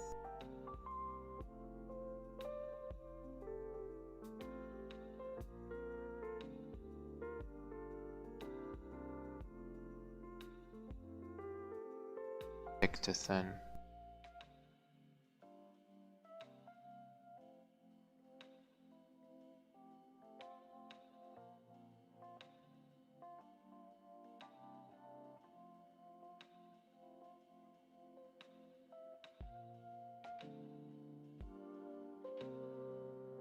Circles in here.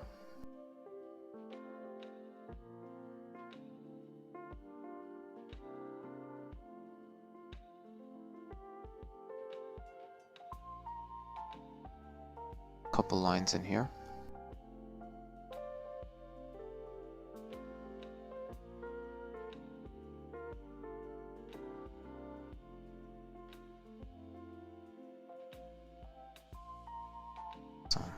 Where else? Rotate this.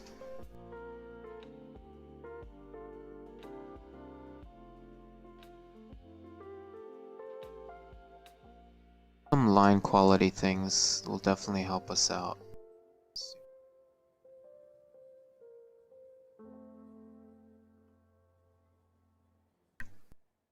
So switch up the music a little bit.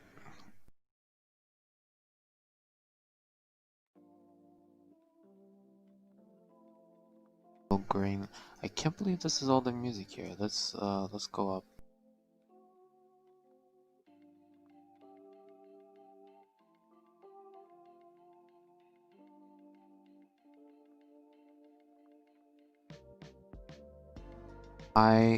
At the planetarium. Let's do this one.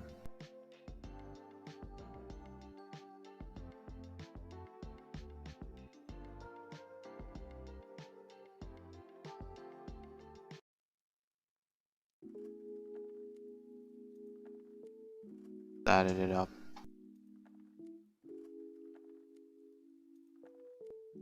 Bro plays this in his channel during just wanted to change it up a little bit.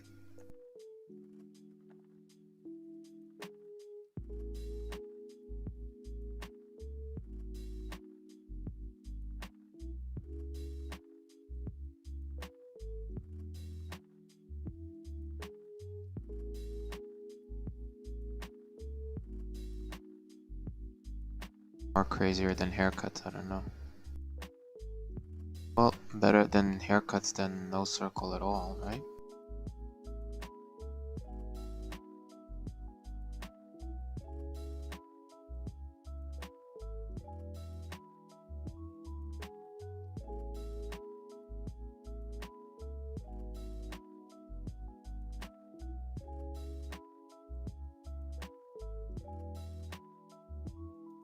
Some more of these guys. What else? Should we alternate it? Maybe thin to thick.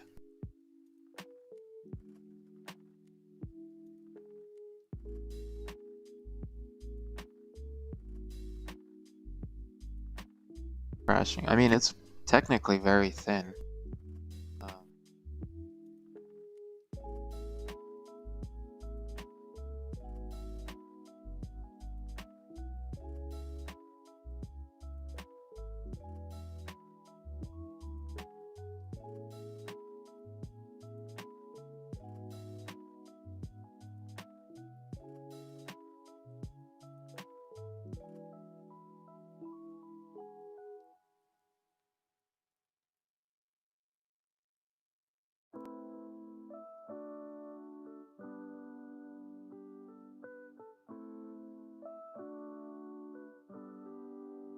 It's awesome.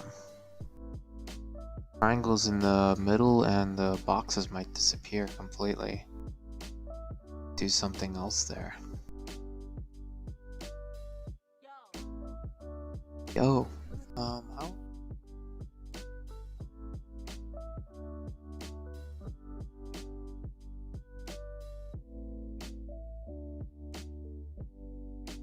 Share the stream with somebody. Clip. Full screen.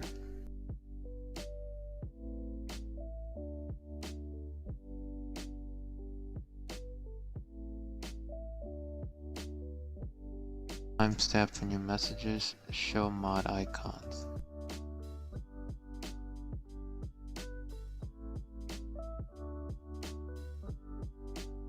Urban requests. Manage moderation settings. Tars.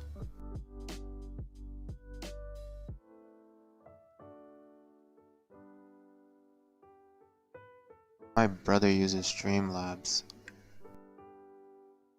Let's go to messages. Maybe I could just tell somebody.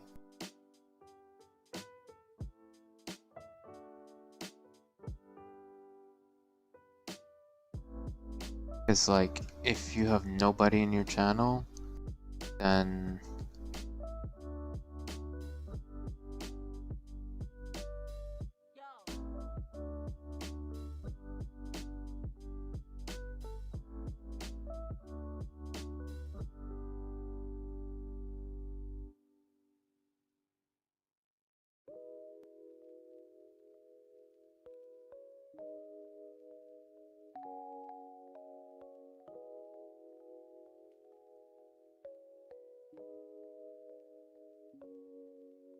bodies on live stream.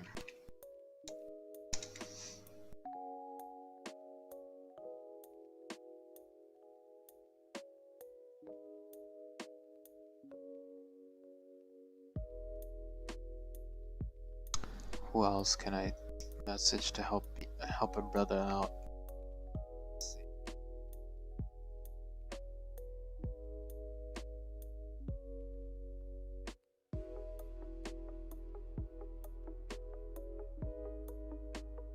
Gotta tell people that you're online, otherwise no one's gonna come. Let's see. Any other friends that I can message?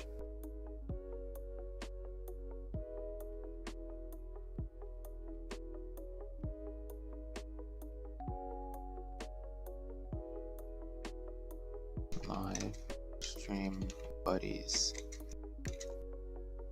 I'm just messaging in my Android messages. You could literally open up a little chat thing and just tell people to hopefully jump in and watch. Celebrating.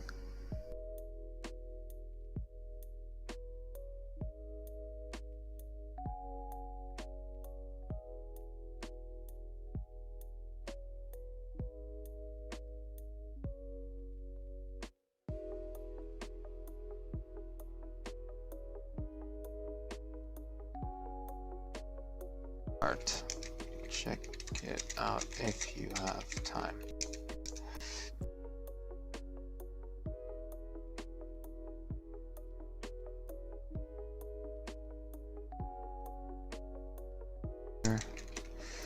Live streaming my art if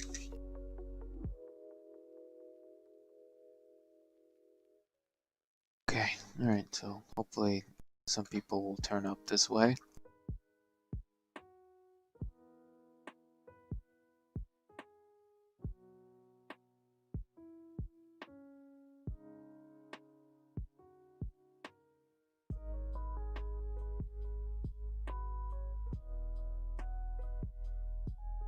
Active view.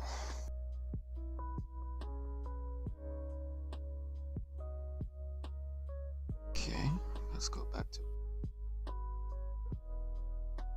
moment now. I'm going to be showered with a bunch of people celebrating the art of V.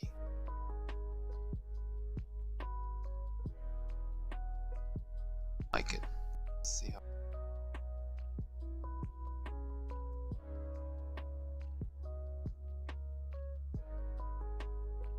I don't know if I should connect that really. Let's just do this. Or let's look at the rock, see how we can figure this out. Should be, this is where the triangle should be. I think that looks better. Gotta have a sort of an eye for this. Eye for art. Let's do it. And let's divide this up.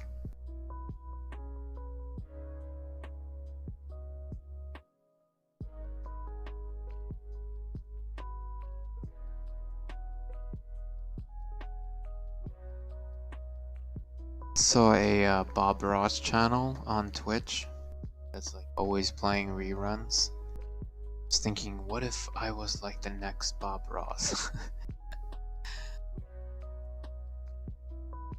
It's just funny.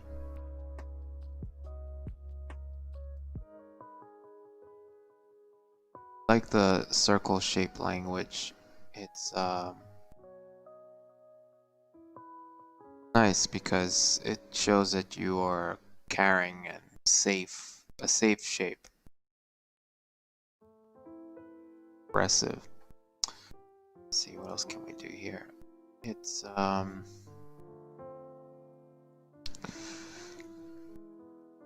want to message one more person. Let's see if she will come. Another artist. Get her name in here.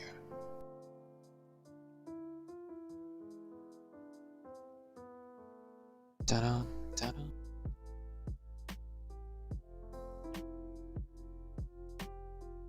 Good morning.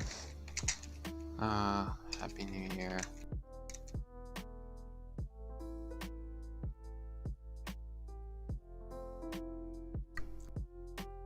Bodies on live.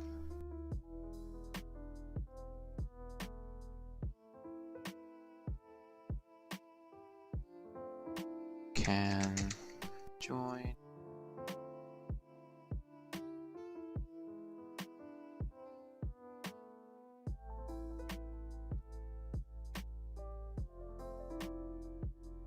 Okay.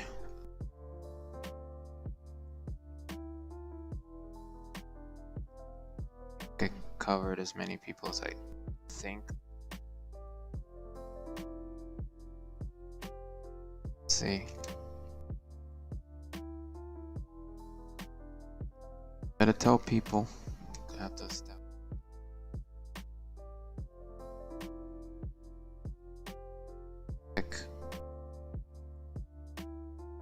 Now let's do these thin, thick, thin. Yeah.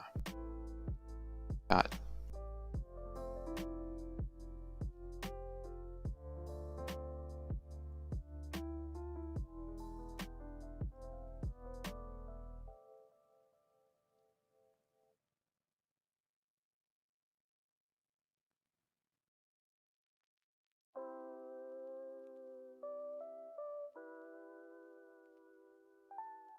I partied a lot last night. I'm getting a message.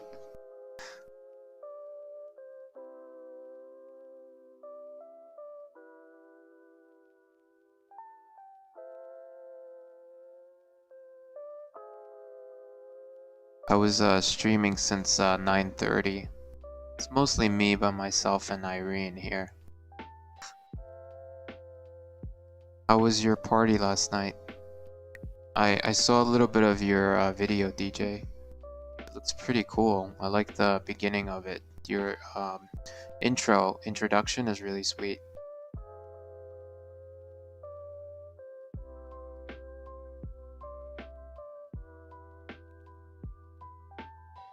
How long did it take you to make that? How did you even make that? Just looks so much work was put into that.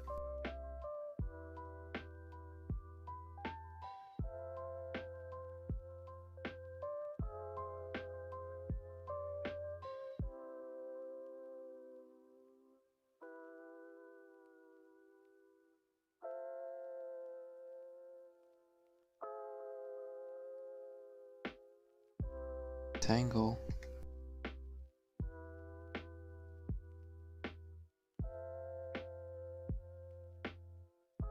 This rock is bothering me. Let me zonk it out. Just move it out of the way.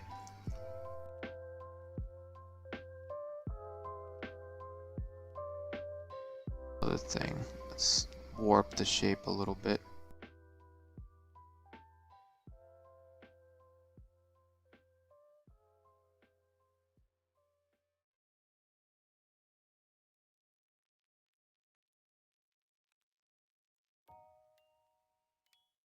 I don't know what I'm gonna do with this defensive shape here.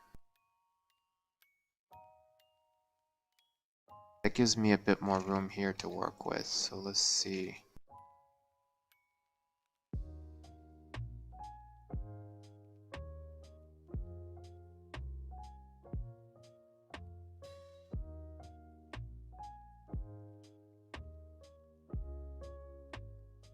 And you have this weirdness going on here.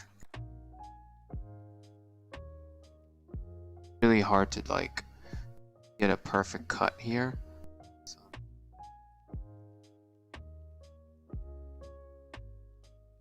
Surgeon, just remove this garbage. Then after that, I'm gonna same thing up here. That I should be able to. Crap.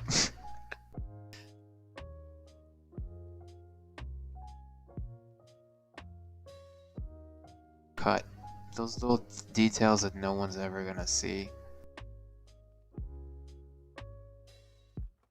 Some more junk here.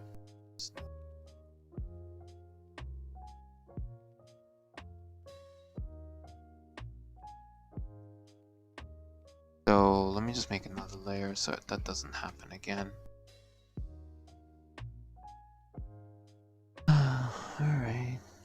Because you know what happened? I started messing with this box here and then messed it up for myself.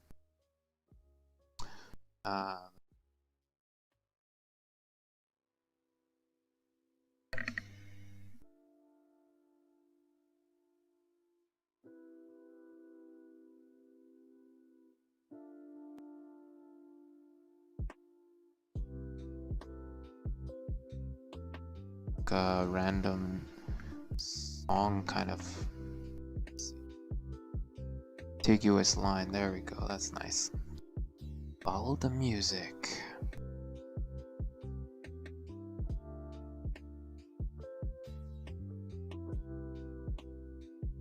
We ran out of sets. Let's reset our list. Actually, I do want to put something in here.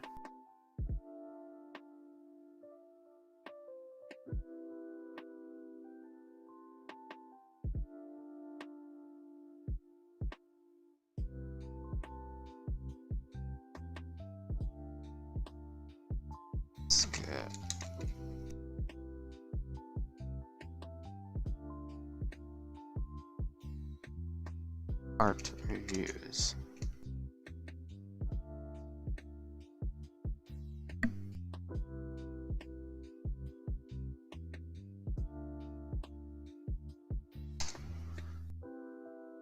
Some expertise, but you will have to link me to your stuff. But I think for you to do that, I'm gonna have to open up a special. You have to be a certain level to drop links in the chat or private message me, something like that. I want to add Godiva chocolates to my list. Because I did have a Godiva chocolate, but I did not record it.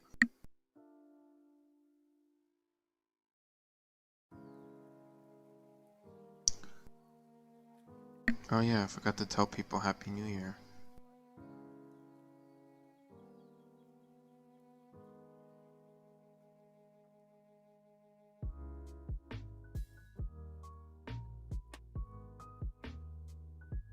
Okay. There's this app called Chronometer. I don't know how many people have use this stuff. I add that I had a Godiva chocolate today. Godiva masterpieces. Really pumping in the fat today.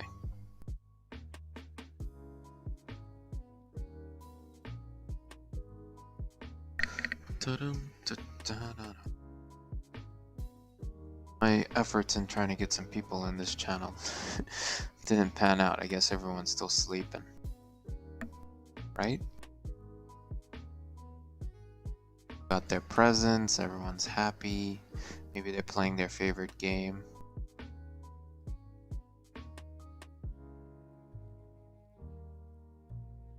What else do I want to do? I did want to divide this thing a little bit. I'll have the, like I haven't before, inside the shape. Is that what I do? I keep the line. Let's just keep that consistent. So let's lines first because they're fun. We did thin to thick, thin, thick. No, thick, thin, thick. Let's do that.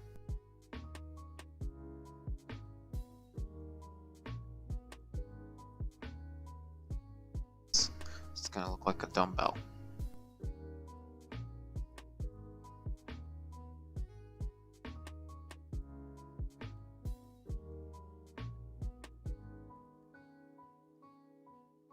It drops too fast. Let me see.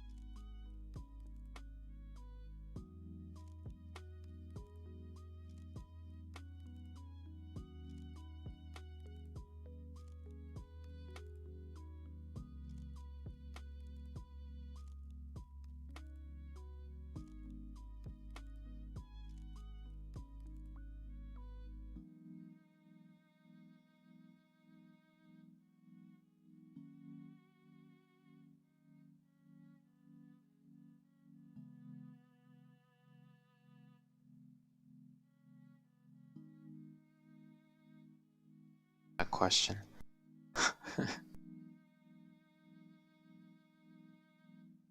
Go with this way and see if it works better.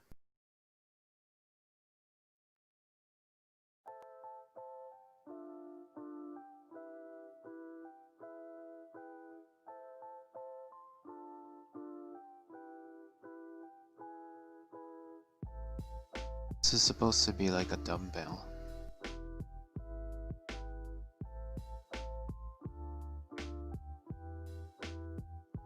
Chant.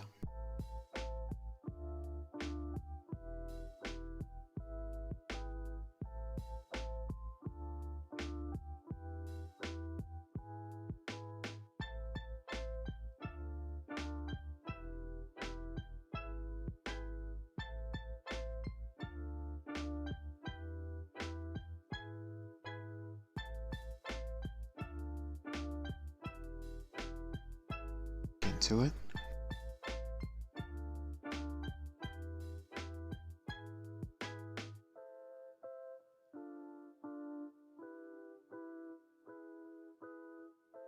Let's have haircuts. Michael from the meetup told me.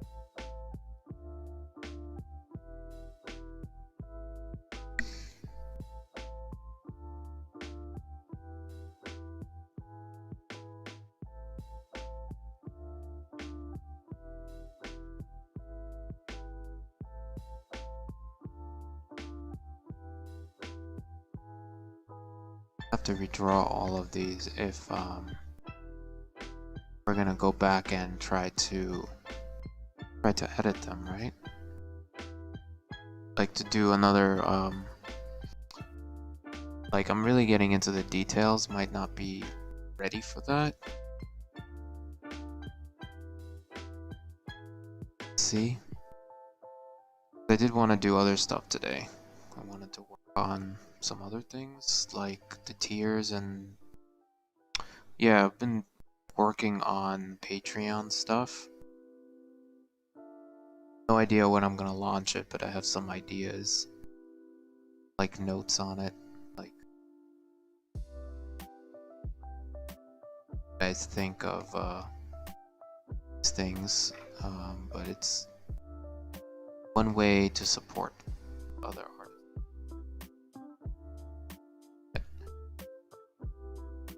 It's gonna be quite an announcement in a while. Time to put it together too.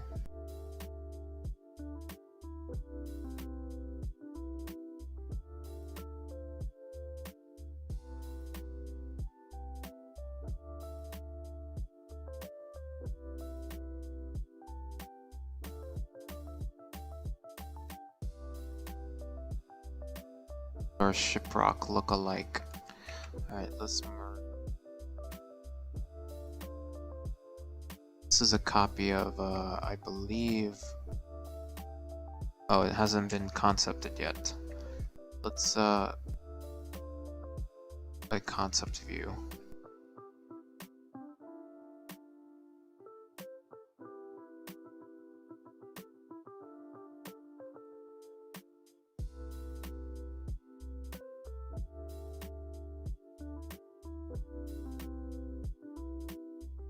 I think I should stop with the detail because I want to work on creating another iteration of this and see where it goes.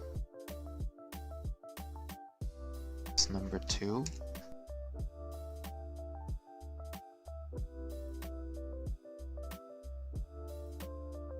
This is going to be our numbers.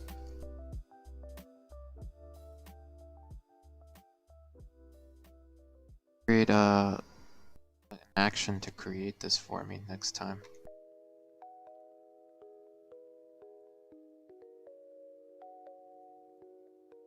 Kind of looks like a spaceship, right?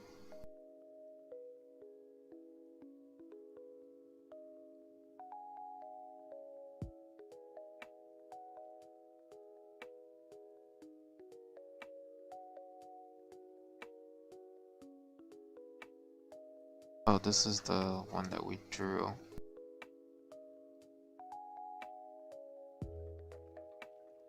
Not looking that cool.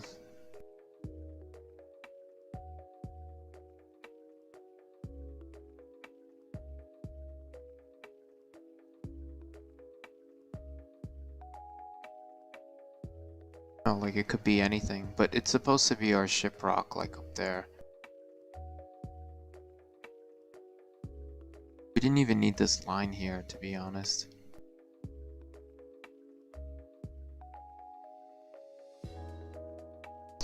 Let's do something.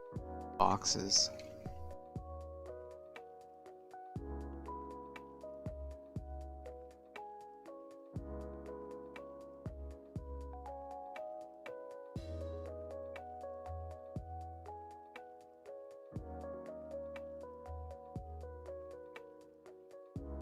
Let's have it as a backup because I want to just destroy this a little bit.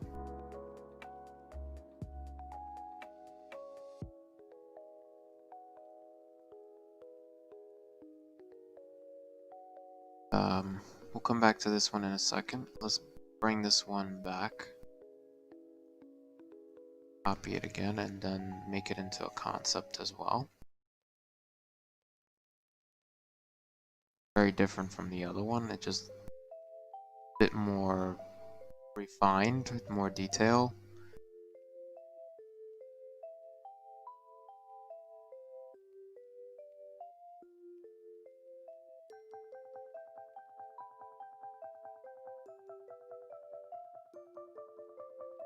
Oh, I can't do the numbers from there? That's weird. On sent me a picture, okay.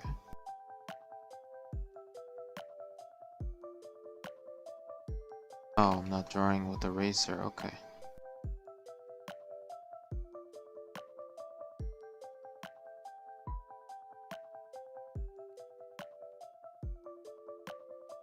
Got some responses, that's awesome. Let's see who's up. I just need bodies.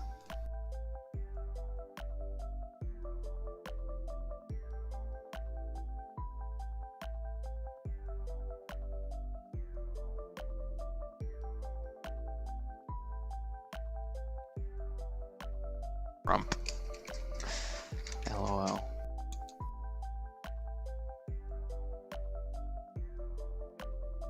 Going.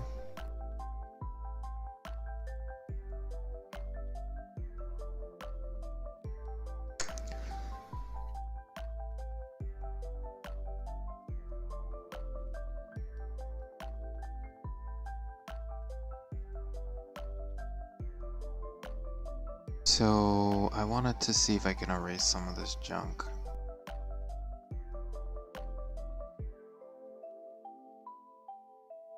See if I can ask another person to join. I don't know why I didn't ask her yet. Yeah.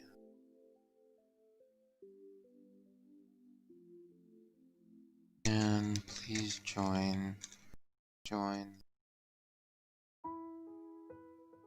Get some bodies in the channel.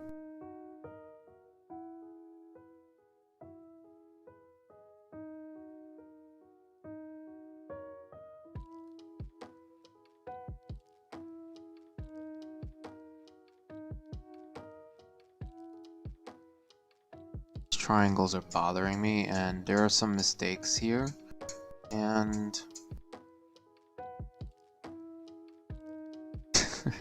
can't wait for his kick-ass to be kicked out.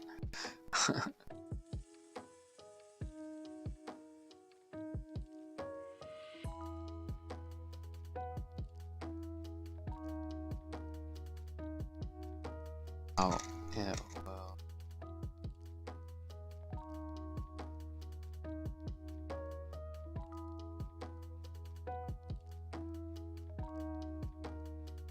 Friends are chatting on another line. Okay, so at this point, no, we're kind of stuck. I feel like we're getting stagnant. I can keep drawing Zentangles and adding detail to it, or I can trace it. I can try to duplicate it, because we haven't duplicated this image before. But I feel like duplication is what our parents tell us to do. So you guys should bring in the trace again. But I haven't duplicated. I have this weird thing that's going on through my head. So let's bring it here and see how we can adjust number 6. This is it. Number 3 is our concept, so let's move this into concepts. What's up?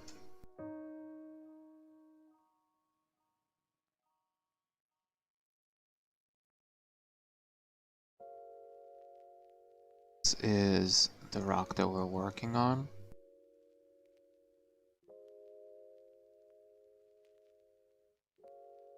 But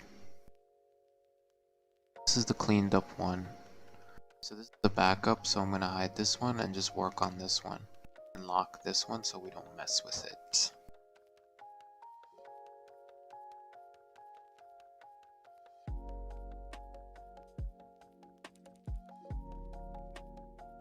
Kinda looks like it, you know, it's pretty close.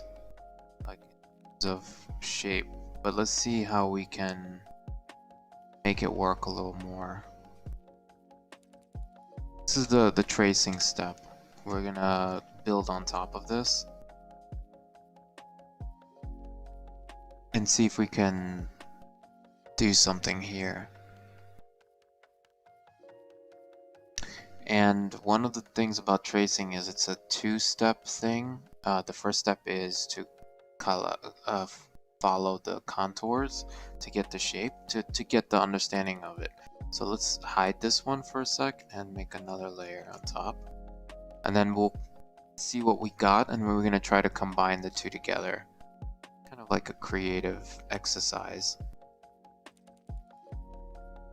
The whole screen for this.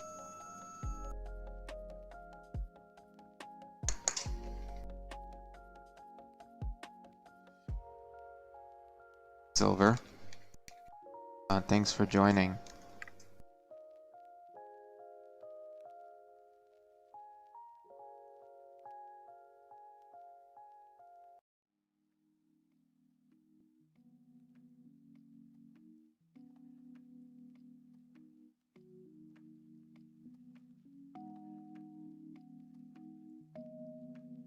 Shape here. Now the next part of this is to get some, not line quality, but we want to get some more importance. Which elements kind of jump out at us and show us that, hey, this is the key thing here.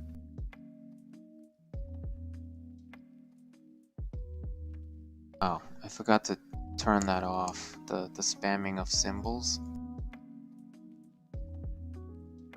Let me go to break for a sec. I thought I turned that off. Mod tools. Link protection, symbol protection, that's okay. Caps in the chat.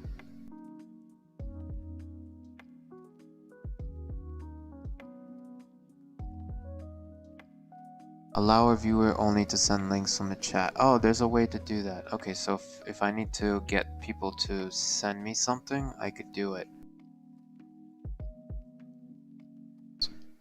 Chat alerts. Get notified in the chat whenever an activity happens, like donation or subscription. All game. A lot of games that you guys could play. Congratulate viewers that can build an emote period in your chat. A chat announcement when a viewer creates an emote. That. Alright, let's go back to drawing. Active view.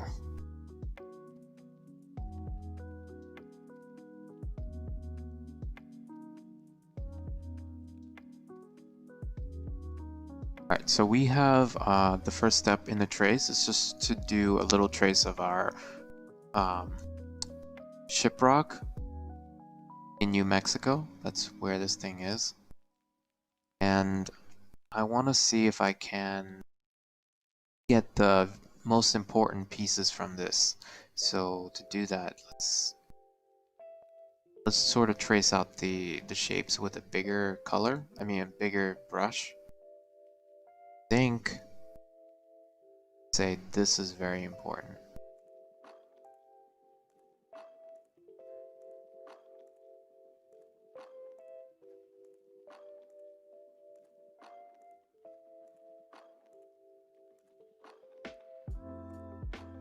then there's another piece that's not as important, but it's there.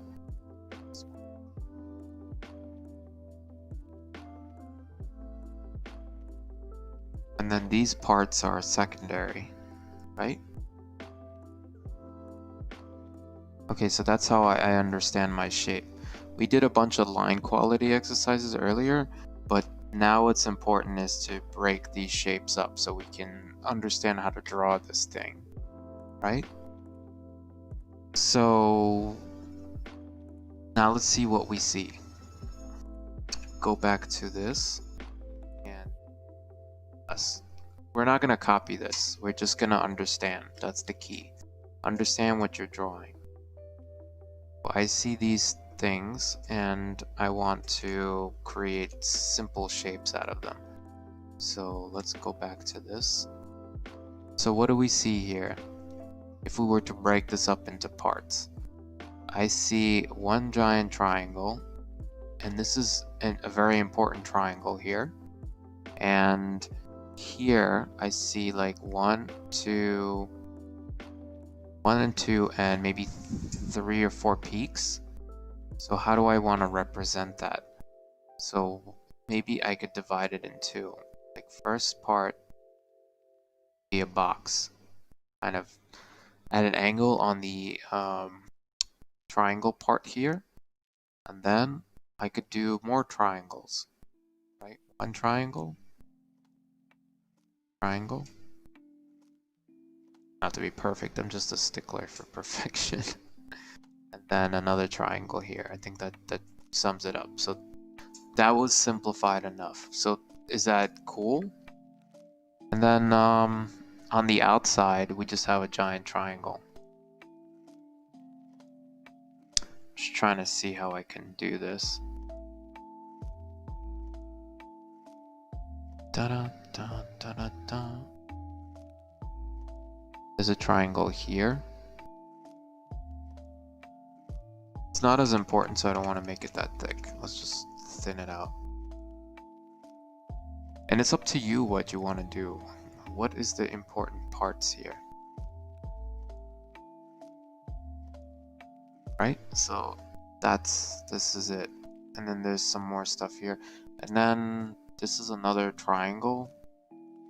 But it's not really that important. It kind of fades out into the distance, right? Creeps out.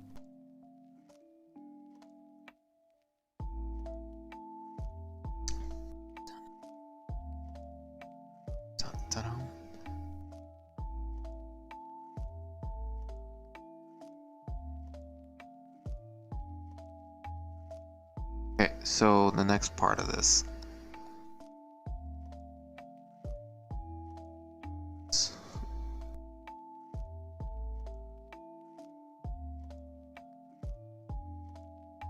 So we broke this shape down a bit, so let's go back and make this a reference for ourselves. Do this so we can understand. We're not here to copy these references, because I don't care for that. It just doesn't make sense. I'm not a photocopy machine, so I don't care. So let's two actually.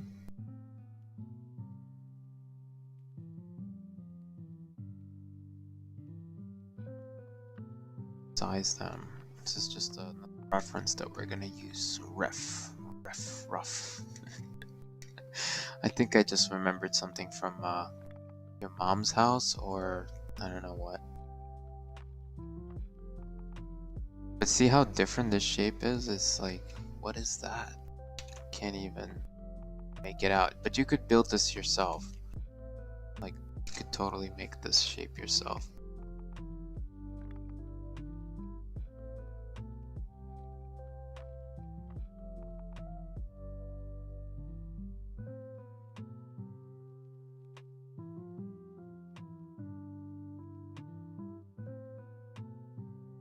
This is totally at 100%, so we could just drop it in here.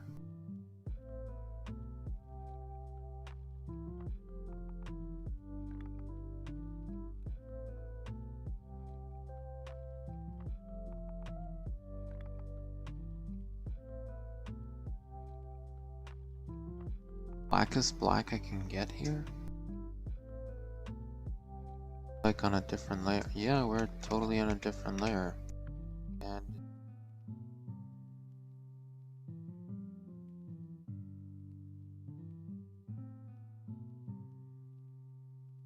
five in the right place? Yeah. Not even supposed to be a 5, it's supposed to be a 4. Step 4. Break this into simple shapes.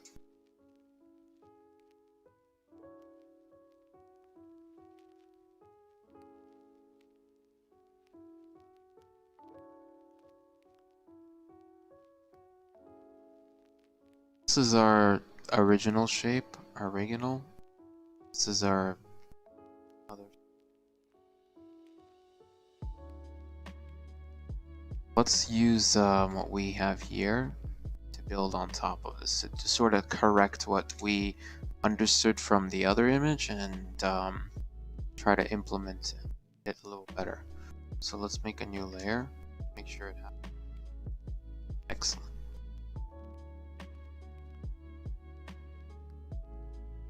Some of the junk. Oh, we have 3 peaks, so that's not happening here.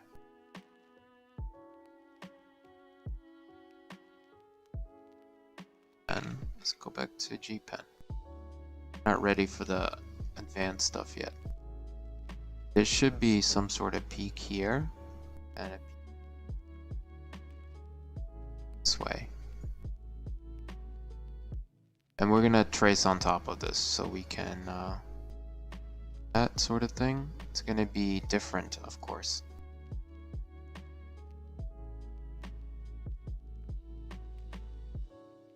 Closer. We just keep on building on top of our thing, and we're sort of drawing a concept here, but not really. This peak is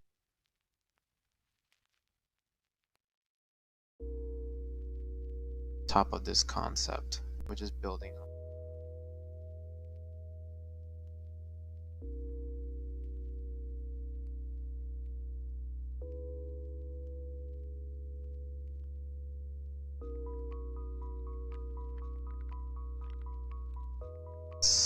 There should be some sort of protruding parts like this thing here. I kind of like these shapes. That's cool. And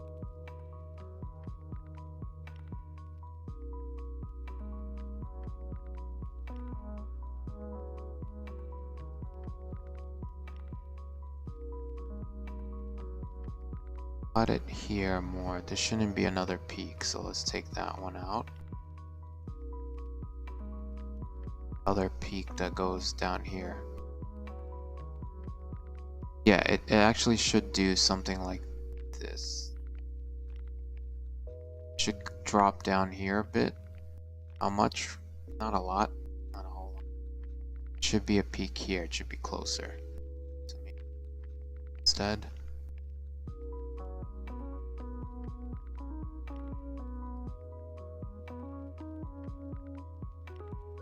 There. Code stuff.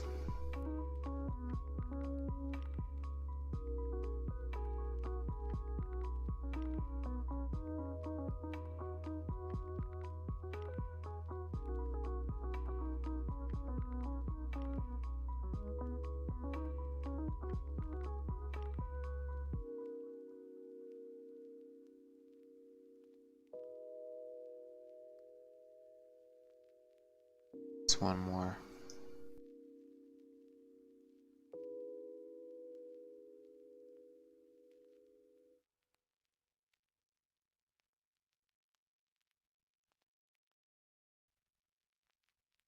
So let's combine it, sort of. Some of these shapes around.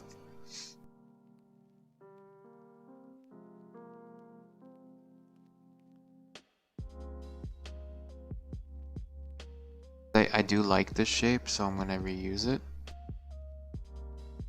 And I'm keeping it separate on purpose.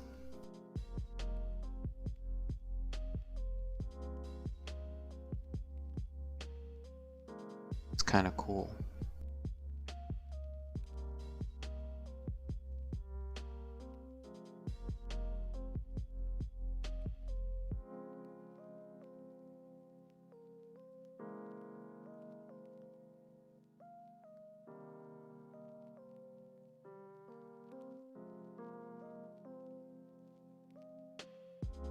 Stuff doesn't make sense either.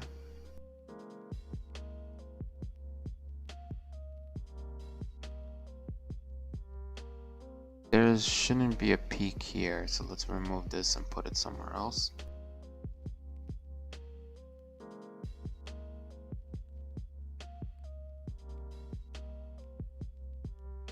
Unnecessary details.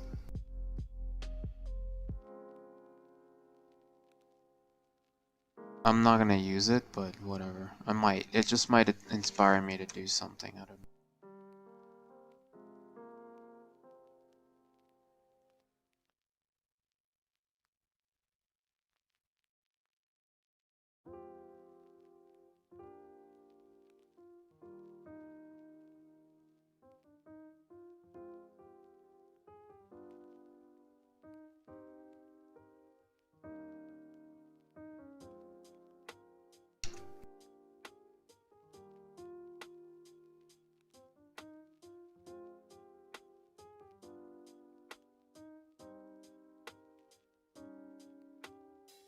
Trace and see what happens.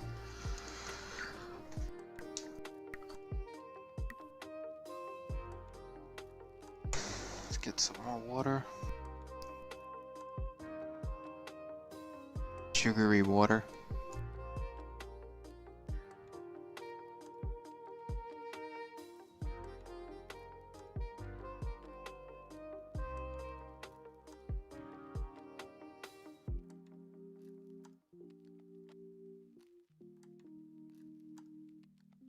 In case we need it.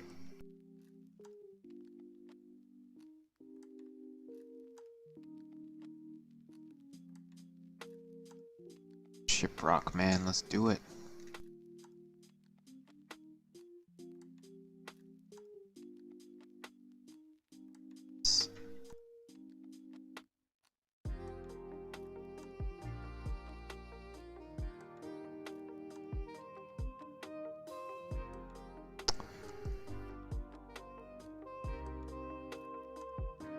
To come into this channel.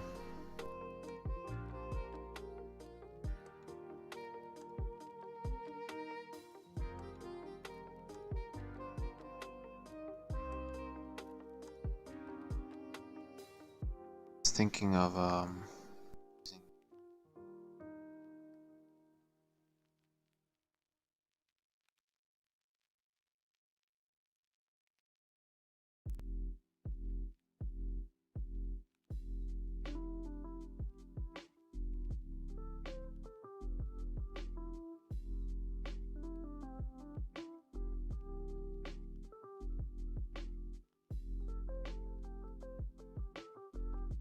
shape from all of this stuff combined. And you see we didn't really do any duplicating yet. Just kind of walked the shape and understood it a little bit more.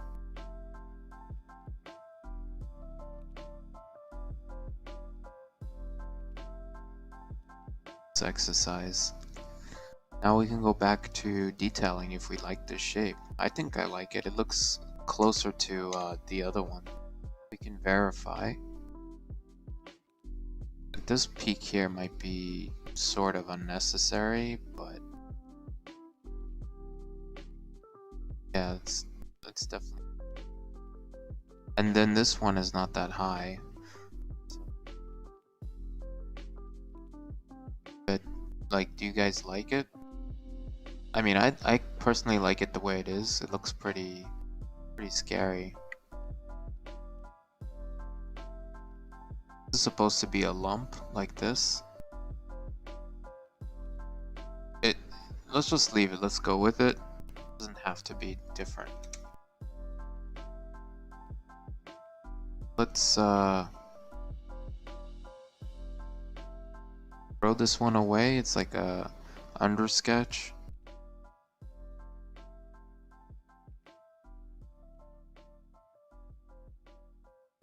I get like really crazy with like the garbage layers that I don't need, and I think Trent he just gets rid of them and just keeps it moving. So I'm just gonna go like Trent. It's on video, so it'll be on YouTube, and you guys could just watch it how I created it. But to be honest, it's just junk layers. The important thing here, and I must let go, is just building out this stuff. Trying to understand how to make it yourself.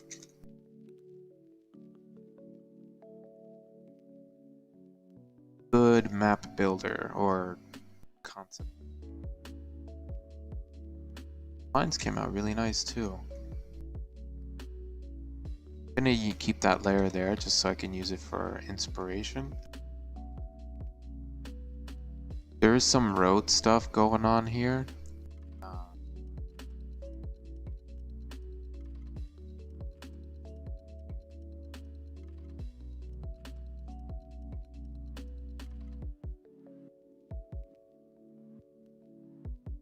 I could do the road anywhere I want.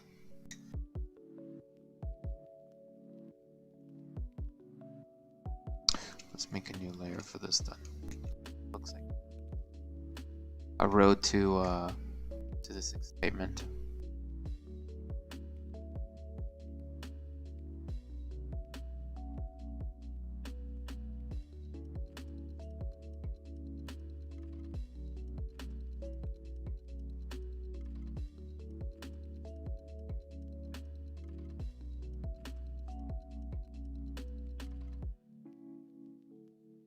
Just hilly at this point, so that's why I'm gonna try to just follow along.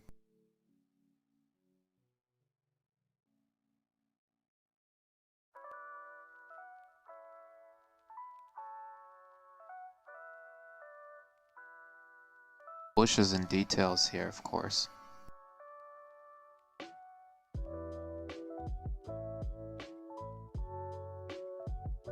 Already trash at this point. Just duplicate it and resize it.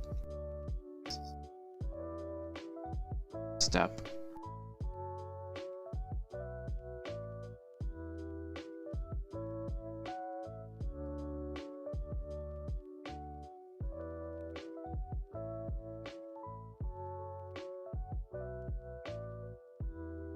So tiny.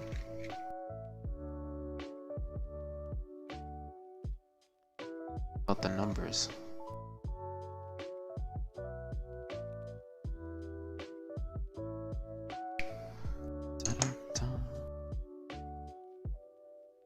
Well, watching now. I feel like this is under-reporting my numbers. Let's go to break for a second. Stream manager, let's see. Ta-da-da-da-da-da. 2 viewers.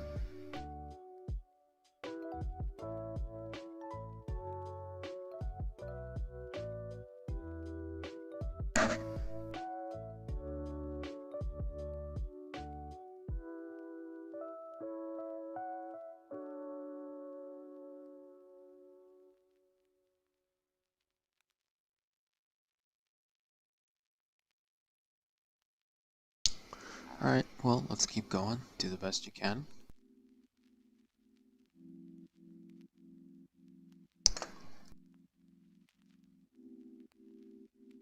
Inspiration. Let's look at drawings on Pinterest of mountains. Let's see what people do. Pinterest.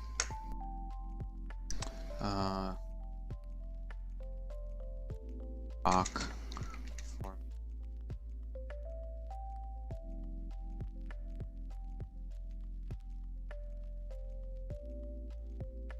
On drawings. Oh, here. 40 flat Tron of Boulder, Colorado.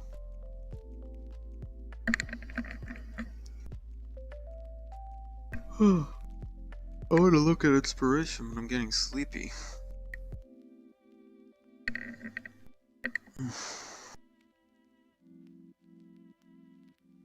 Or a human being for scale. Good idea. Maybe I could just draw a little figure on there. Let's do.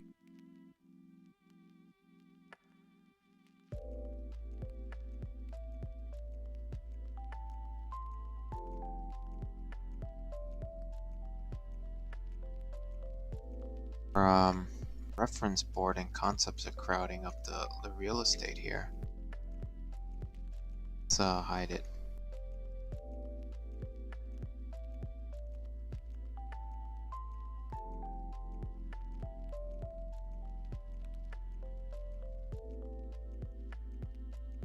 Five here. I thought I told it to.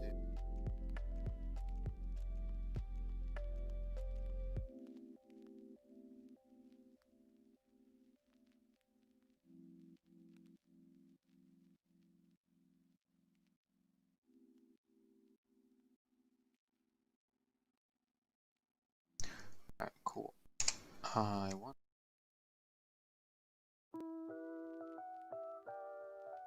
I think there's a way to bring in a model from this thing here. So let's go to Clip Studio's site and see how to do that. I don't know how. Studio. This is my inspiration time. Paint. Let's see, models. To bring in something. So how to light 3D models. Clip Studio. How to pose 3D models. Models in Clip Studio using Wacom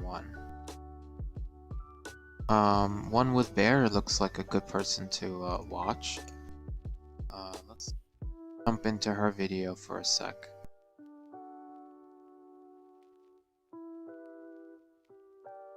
Down the music. Hello everyone, welcome to another. See what she could teach us. Better mute myself. Alright, let's go on YouTube though. Another week of Clip Studio Paint tutorial. This week is super exciting. Wait, I feel like I say that every single week. But if I wasn't excited, I wouldn't be here, would I? This week, I'm covering a feature that I constantly get asked about. And in my honest opinion, this feature alone is worth the entire price that I pay for Clip Studio Paint. If you hadn't guessed today's topic based on my very obvious hint from last week's video, don't feel bad. You probably weren't aware of the existence of this feature because it feels too good to be true. It's not because my hint was convoluted, right? Like, if it was, don't tell me. My feelings would be hurt. But if you did, congrats! This week is all about 3D models. Have you ever tried posing in front of a mirror and taking selfies in awkward positions as reference pictures? Have you ever tried searching for references online and ending up with unfortunate keywords leading you to unfortunate results, knowing this is now in your search history? Do yourself a favor and always have safe search on. Have you tried searching for anything on Pinterest then ending up being sidetracked for 2 hours looking at something that's completely irrelevant, then forgetting why you came here in the first place?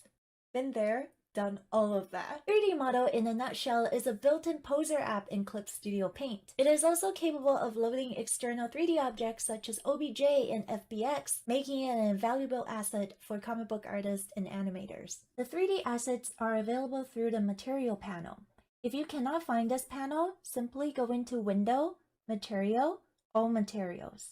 Once you're in the Material folder, look for 3D and Body Type. Clip Studio Paint gives you 4 body types by default, but you can always download more for free in the asset store. Pick the body type that you want, and then drag it directly onto your canvas. Now you get a fully...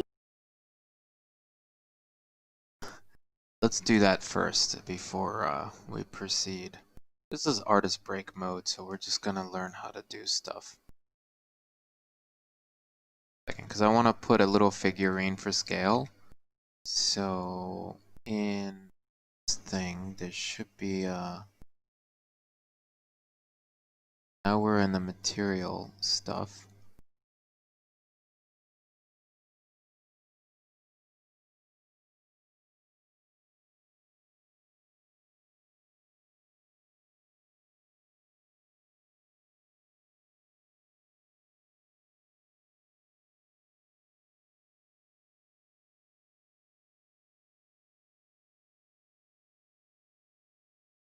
Pose, okay, body type.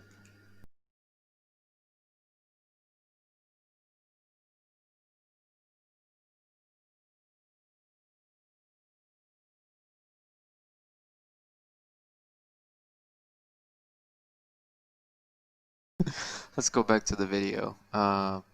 Break mode. The adjustable model on a 3D plane. This can be really overwhelming to look at first because there's so many buttons. But to make this simple and easy to learn, I'm going to neglect quite a lot of settings. I'm going to drag the tool property out so that it's easier for you to see. Simply put, the buttons up here controls the camera as well as the position of the object. The body itself controls the posing. The tool property controls everything else, and the buttons down here are for more specific use. And you will be using object within operation to manipulate the model. Let's look at the camera first. The very first one rotates the camera view. You see the whole plane is changing with the way that I'm turning. Go from left to right to turn it sideways, and up and down to turn it, well, up and down. The second camera moves it like this. I honestly don't know how to describe it, so I'm just going to showcase it. The third camera moves it in and out. And I've noticed you can only move up and down to control the setting. Left and right doesn't work.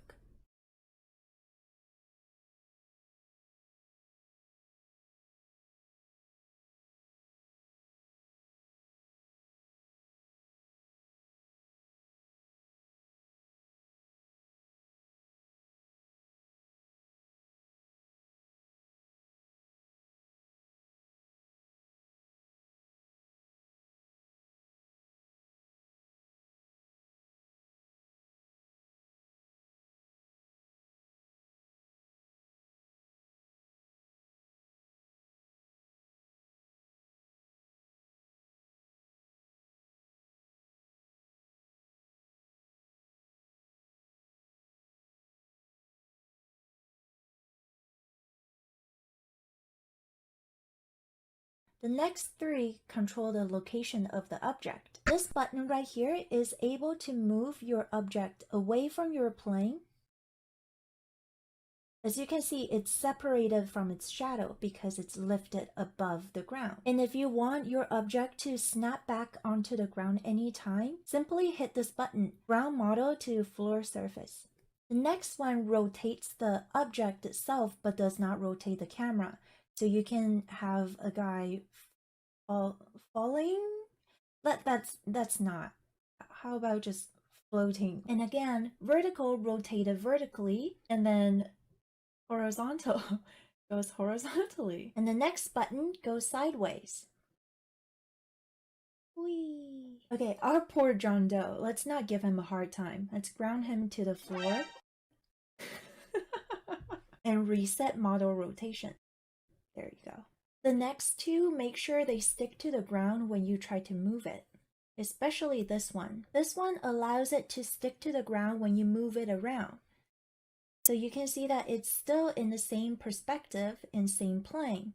This can be particularly useful when you want to use multiple characters in the same plane. There are also multiple preset camera options that you can use. There are also multiple. Let's try some of this stuff and remember to keep our microphone on. This is exciting. Alright, so let's see. This is to move him around freely. And let's make him kind of float above the ground. We want to bring him down. Place model on ground level. Boom.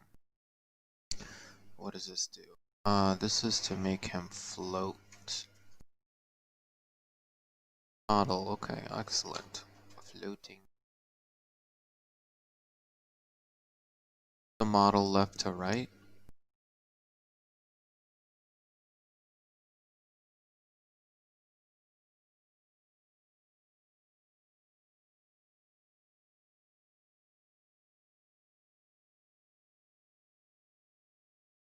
Oh, this is to drag him on the plane. Okay, got it.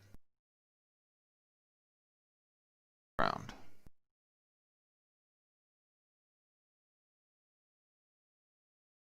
Body. Oh, okay. Specify camera angle preset.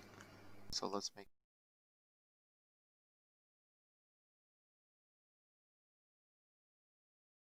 Oh, camera map. Okay, got it. So it's just changing the.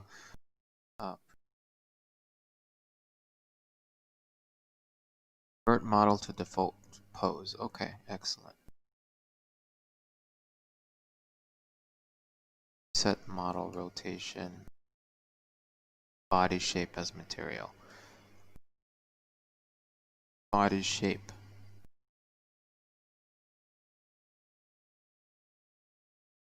Okay, so let's go back to the video again and see what else we can. I don't know why I'm not seeing the video. It's what I was doing was not being shown. Problem. Let's go back to the video anyway. Camera option that you can use.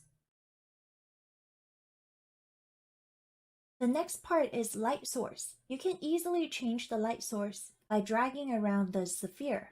Not only that, you can go into up here that shows your 3D model name. Into the drop-down menu, enable parallel light to. Check this eye icon at the front to show it. And then select it. This will give you a secondary light. To make it more obvious, change the diffuse light color. Sorry, I can't learn. My camera is not working. So 1 second, let's start this over. Crashed.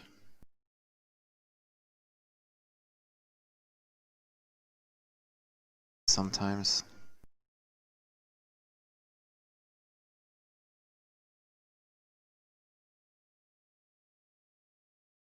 Better to have a dedicated instead of a hardware camera.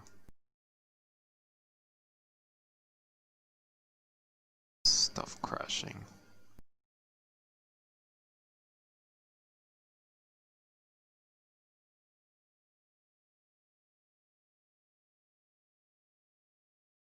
App crashed. Okay, got it.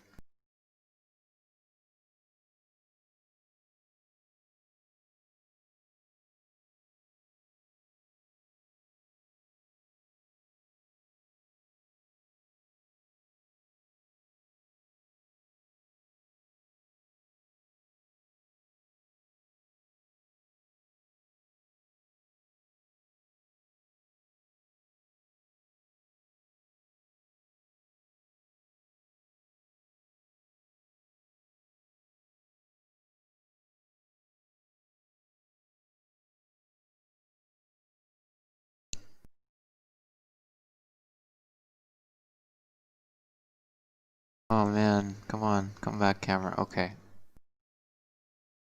Why you need to have a dedicated camera. Just for these reasons. This is working. Working in the stream. Alright, excellent. So let's play the video. So we moved around the model a little bit. Let's back where we were. The next part is light source. You can easily change the light source by dragging around the sphere. Not only that, you can go into up here that shows your 3D model name. Into the drop-down menu, enable parallel light to. Check this eye icon at the front to show it. And then select it. This will give you a secondary light. To make it more obvious, change the diffuse light color from white to something else. Now there are two colors.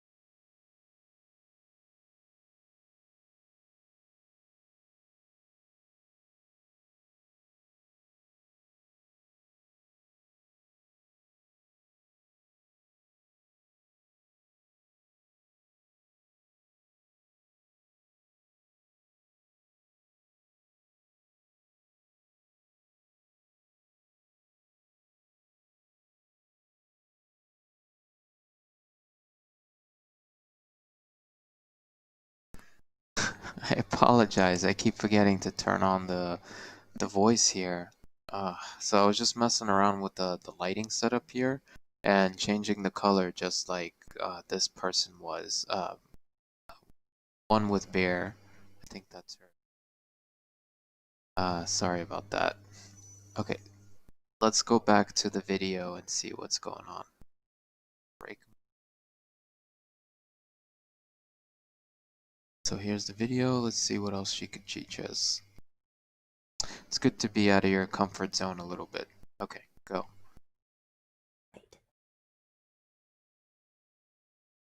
To make it more obvious, change the diffuse light color from white to something else. Now there are two colors, the white light and then the red light. This makes setting up your own light sources really easy. You can always toggle between two lights and just try different lighting situations. There is also ambient light that you can add into the mix. Instead of white, we can change it to, let's say, yellow. You see there's now a faint yellow in the middle as well. Now let's go back. That too. I want to add an ambient light. I just I don't know how much of this we're gonna use, but it would be cool to have an ambient light. Let's see. Color. She chose yellow. Maybe let's do a similar yellow. Color wheel. Let's see. Something crazy like the red. Oh, I have to probably turn it off. Yeah, nice.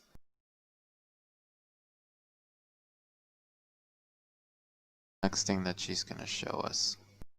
Let's go back to break mode. Back to the 3D drawing figure. Scroll down a little and you can control the height of your character, the head to toe ratio. Let's say we want to make like a giant head baby for no particular reason other than it's me. I never make a normal tutorial. And use this chart to adjust more muscle, more weight, less weight. So let's say like we want a chubby but at the same time very muscular baby. And this chart would appear when you have this line in blue. That means full body adjustment. If you want to adjust individual body parts, simply click on them. So now we can adjust shoulders. Oh my god. How about no? How about Let's see if I could do this too.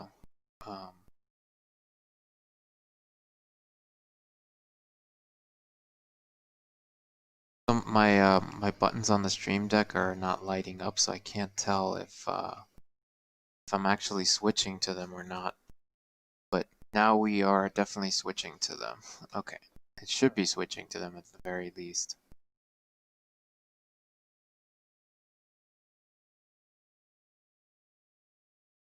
Subtool to be open, but just the body type. This is the figure, the position, and things like that. Light source. The next thing, body shape. Okay, so if we want to make it more muscular or fatter, body, let's make it more like this person.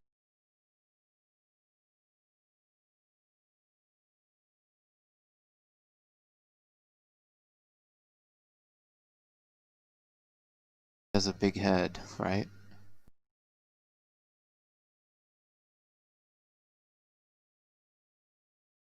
Teen ratio.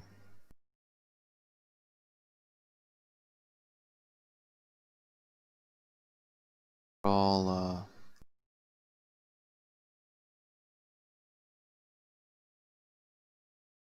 short person.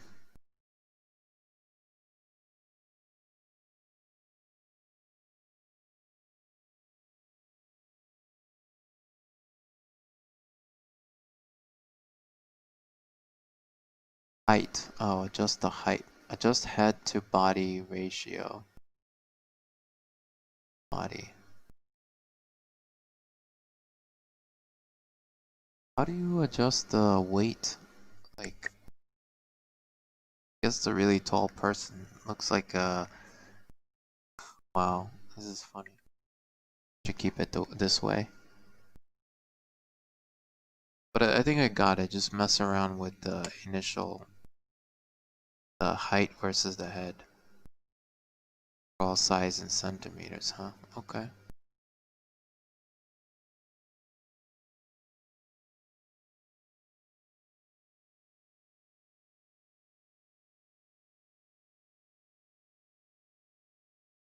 About the legs. Enough, Sergine. Now the next part is fingers. This tiny hand. You can use a few presets, such as these ones, to decide how much you want the fist to close. But you can also drag in this triangle to decide how big the hand is going to open. So this end would have the fingers close together. This end would have the fingers open. And then this end would have the fingers closed. You can also lock the fingers. Say if we want a pointing sign, we only want the index finger to be extended. So we lock the rest of the fingers and extend the index finger. And as you can see, doing so actually applies to both hands. If you just want it to apply to one hand, then you simply select one of the palms and control the hand again. What we just did not affect the other hand. Let's move away from the tool property. Alright, let's try that ourselves. Let's go to actor view. Happen.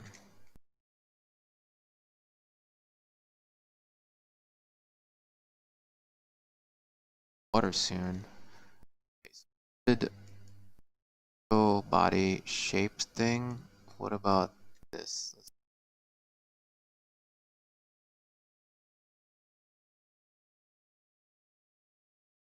Oh, Z.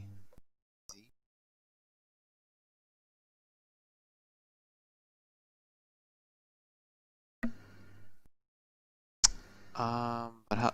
But I want kind of like pointing to it.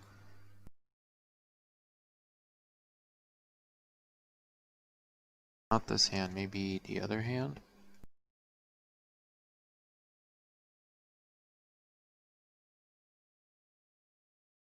This is possible, but and then the head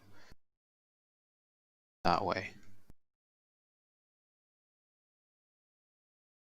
That way. Kind of indicate that we're in that direction.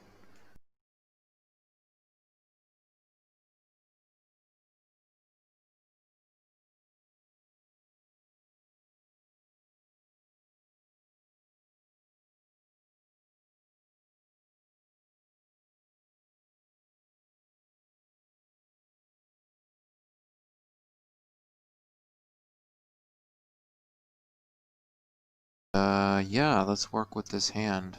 Or the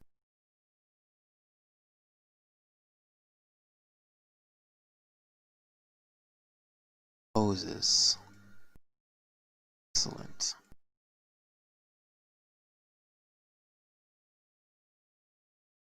This finger to be affected.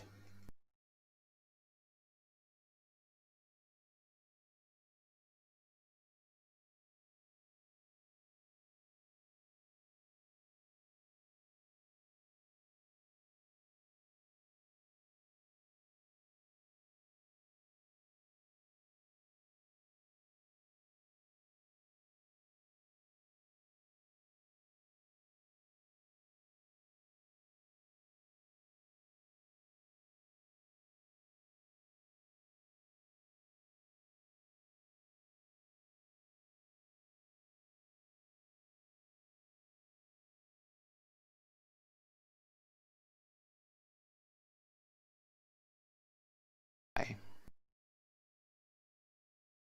So we're gonna use this to draw our little figure, I think. Let's see what else there is in that tutorial. It's cool. I learned how to pose models, and then maybe I can trace this a little bit. So let's go back to break view for a second and mute ourselves once the video starts. For a little bit. We will come back later. Under the Sync 3D folder within the material palette, look for poses. There are a ton of default ones. You can always download more in the asset store. I always pick the pose that's the closest to what I had in mind and just drag it in.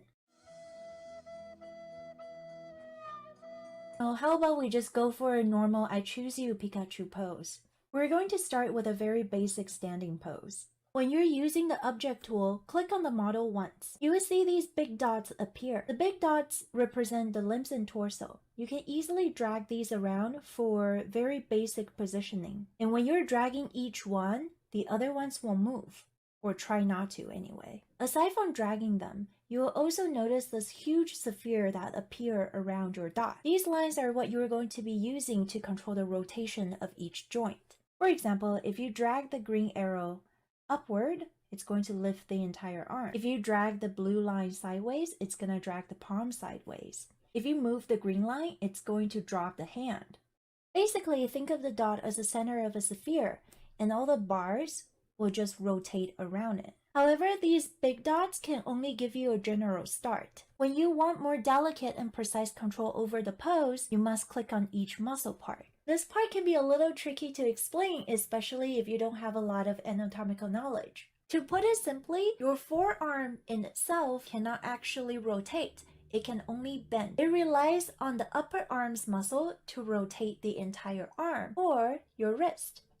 So you will notice that if you select a forearm, you can only bend it, but you cannot rotate it. But if you select an upper arm, you will be able to rotate the whole thing. And if you select the wrist or the palm, then you can rotate the palm. Same thing with the calf. You will only be able to bend the knee. But if you want to rotate the entire leg, then you must select the thigh. And now you can rotate the whole thing. Learning which part is moving what is essential to mastering the 3D model. For example, it also took me a while to learn that the area between the shoulder and the pecs also impact the location of the arm. But once you master this, you can create any pose in any body type in any lighting in very short amount of time. It is also very anatomical from the backside.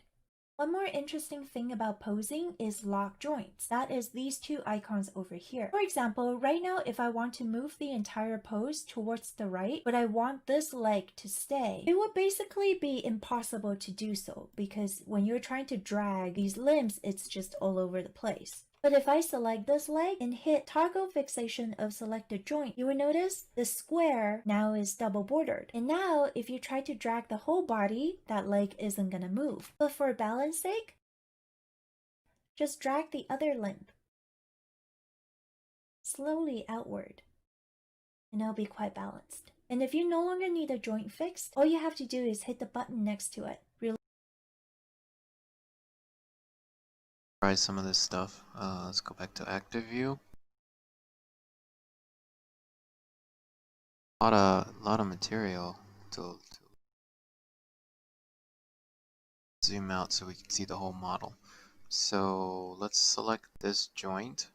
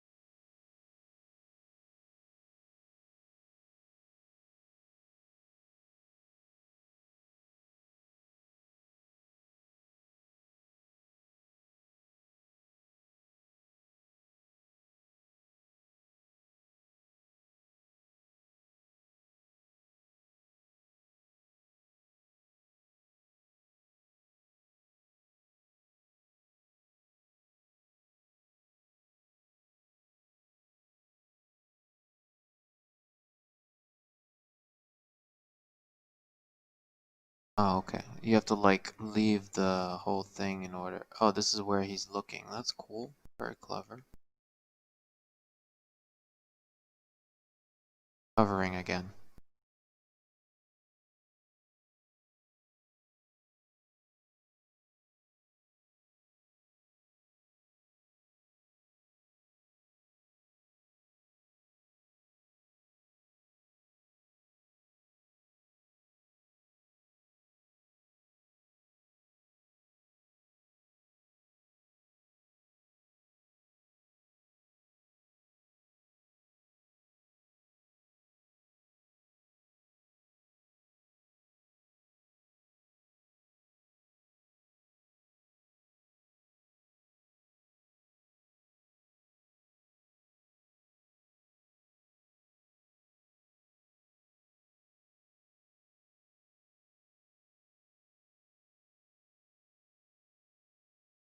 Trying to find another point of reference. I think it's this one.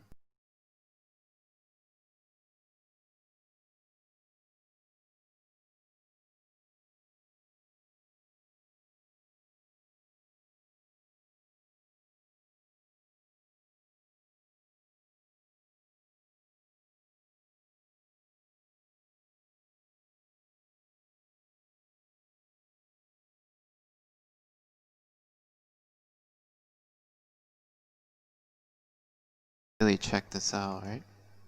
No, what do you guys think?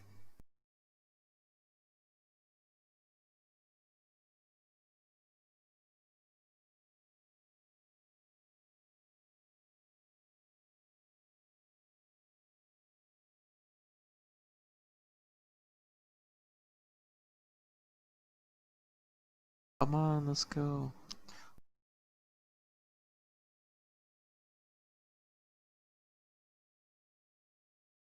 The music playing is just too much to manage. But let's go back to the video and see what else. Release fixation of all joints, and that square will disappear. And now that we have this confident, muscular baby thing that I've somehow grew quite attached to, I'm going to name it Joseph, by the way, just because I don't know any Joseph and I don't want to offend anyone. So if you're a Joseph, I'm so sorry. We're gonna go back to the tool property panel. Let's look at something called manga perspective. Manga perspective is a function that takes the element closest to the camera and pushes it to the extreme. This can create some interesting references that have dramatic effect.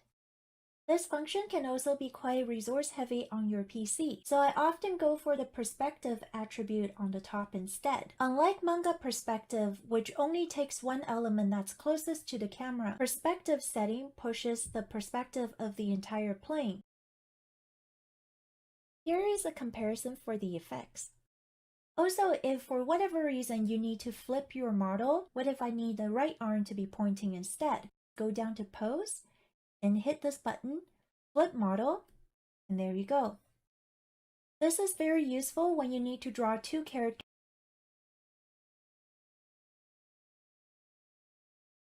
And mess around with some of this stuff. I want to flip my model because that's the last thing we learned. Pointing away might be useful. Let's go back to what else can I try? Saw something else that she was doing. I already forgot. Oh yeah, the manga perspective. I think that was in the first round.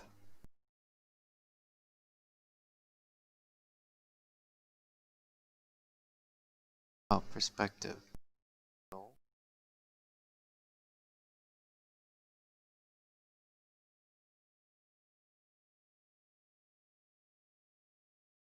Manga perspective.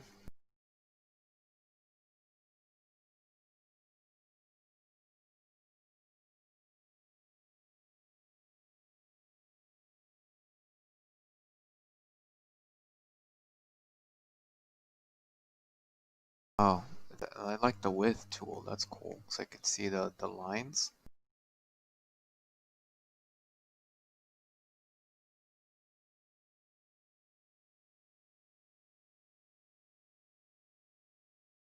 see the silhouette of this thing. It will help me later with the drawing.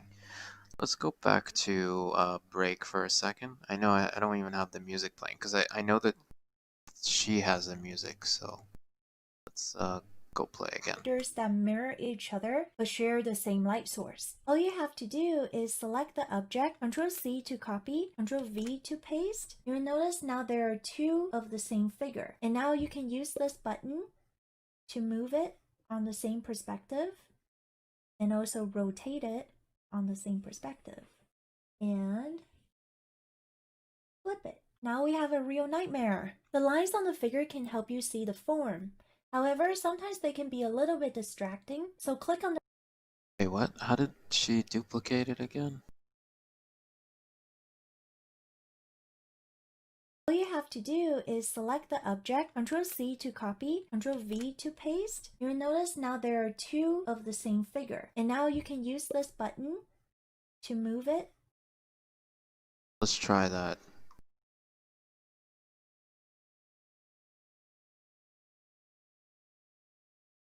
Got the figure selected.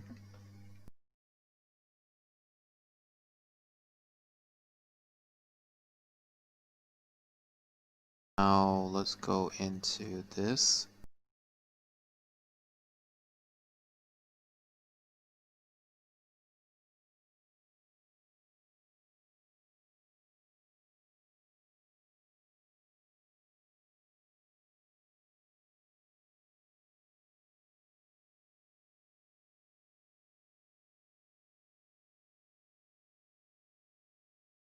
Worked. Now we see two of them. Okay, so now I can make a copy. Now I can move this one. Lock. Okay, I don't want to lock it. I could select the figure. So let's take this figure and round. So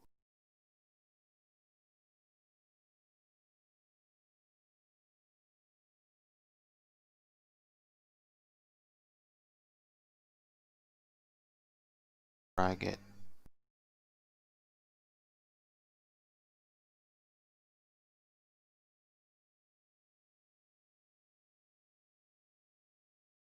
There was some way to rotate it. Or, you know what? Let's give it a different pose completely. I think there's a pose library. Let's go to this.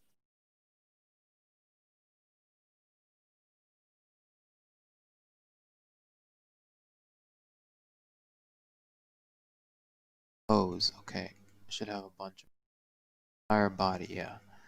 So let's see, what is a good pose?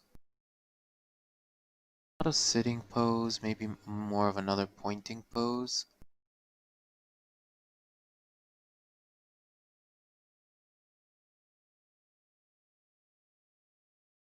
Not reaching out. Erase blackboard. Put hands on shoulders.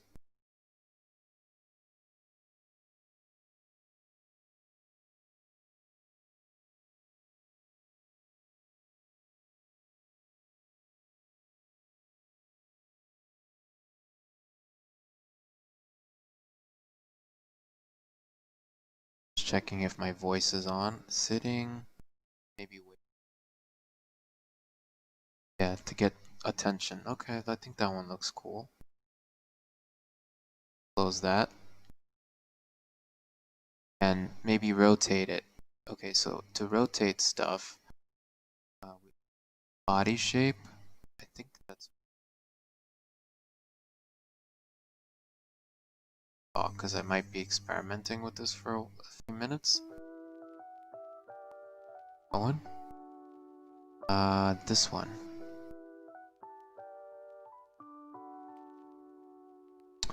I think I need to rotate this a little bit. Let's see. Oh no, that's the whole camera. Just this pose.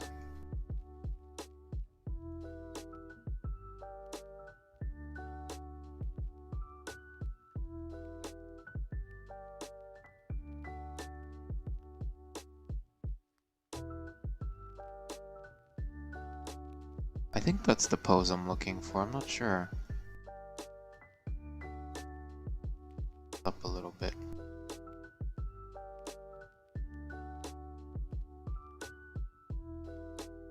the hand? Oh, the hand is over here, near the shoulder.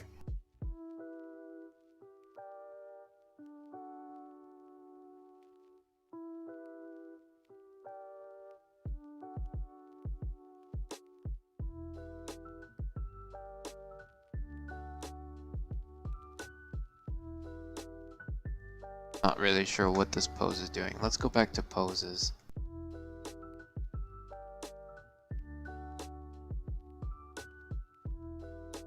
This one. On, sit, uppercut, thinking, maybe a thinking pose just to be safe.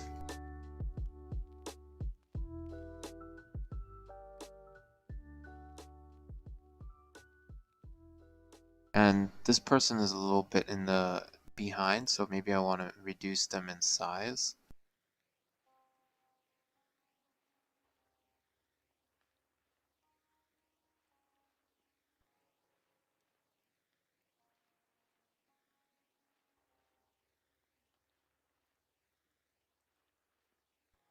Kind of moving in perspective. Yeah, so like this. This is cool.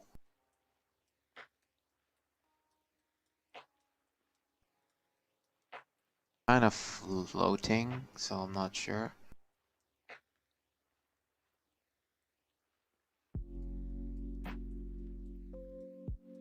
Whole thing, yeah.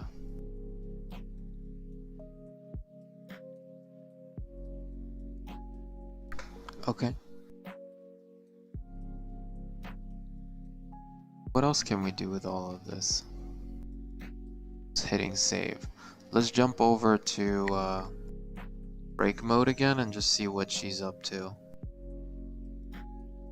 Stop the music.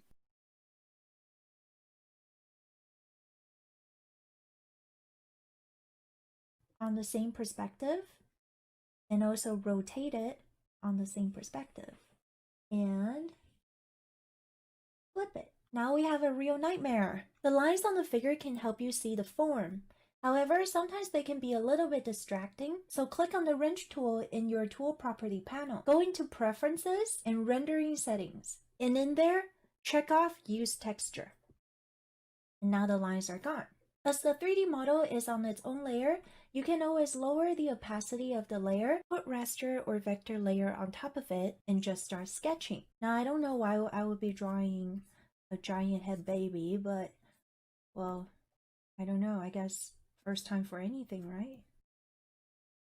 But just like any tool, even when knowing all the functions are there, sometimes it still takes a lot of time and practice to get used to them. At first, it might feel like you're doing a lot of fiddling to get the poses to look right, but you will get faster and more precise every time you practice with these. But until you get there, there is absolutely nothing wrong with using the presets to start you off.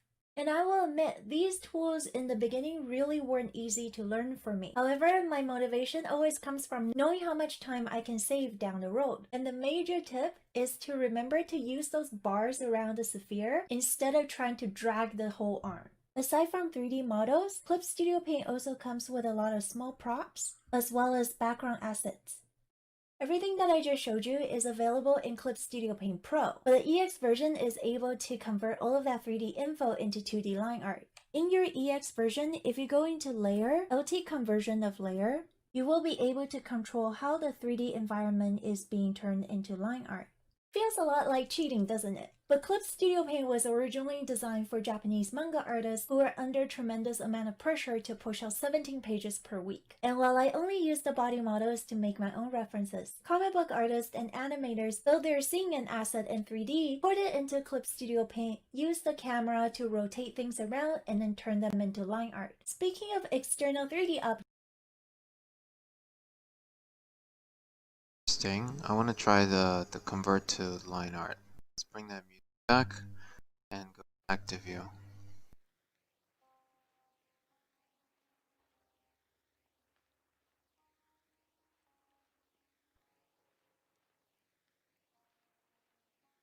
So yeah, we have these things here.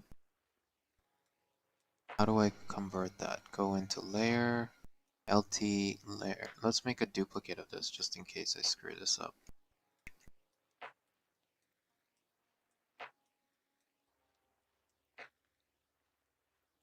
taking forever.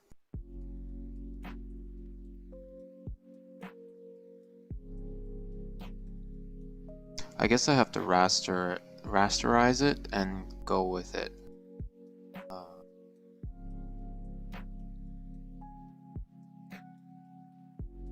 Yeah, awesome. So let me just try this. Hide that one and have this one selected. Under layer, let LT conversion of layer. Just gonna keep everything the same.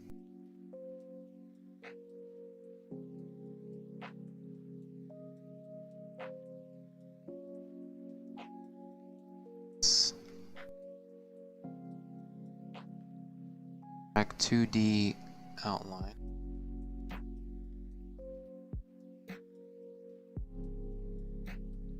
Got little things of these shapes.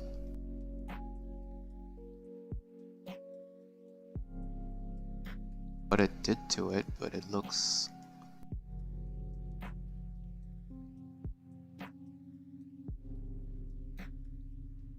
created a bunch of raster things. So I could use this for my figures, I guess. I don't need to mess around with the drawings if I don't want to, you know? And this is much easier because these are just reference things. So I didn't have to create this extra layer, I could just remove this. If I ever want it back, I could just bring it in. Taking a longer time. But it should come back eventually. Let me hide this layer. Oh, it's just literally on top. So what I'm gonna do is I'm gonna move this into my reference layer. Here. And now we have these little figures here. And I could just draw on top of them and just, you know, bring them in however way I want. If I wanted to. But these two are kind of too big. I need them smaller for scale. Because this is up in the front, but this is not. Oh boy, my computer's running out of battery. Not my computer, my little screen to share what I'm drawing. So I think I could just convert this into a layer, like just combine it into a shape and just reduce everything. What's 7? I don't know what 7 is, but anyway, let's select this thing. There's no object to transform. Oh, this thing a little bit. We're gonna use this for scale.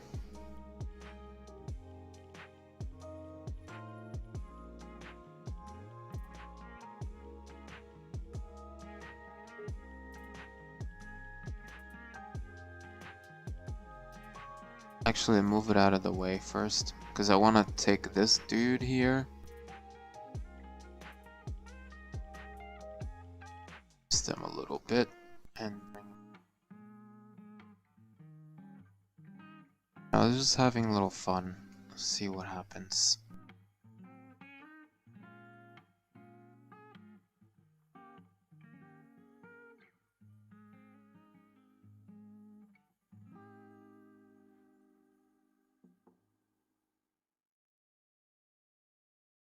Scale should be like further inward.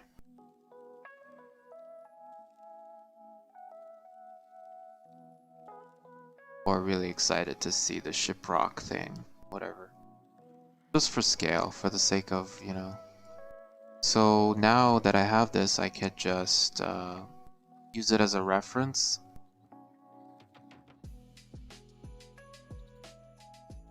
And I could just open it up anytime I want.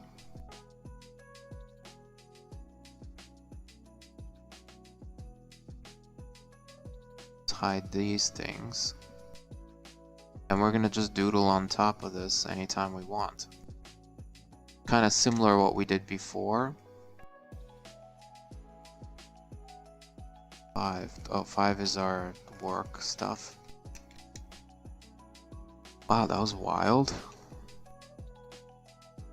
stuff. See if we can get sketch going. So let's reduce the opacity of this sketch. Ref layer. Yeah, I'm gonna have to stop at 1 because we're gonna start eating. We're gonna start cooking.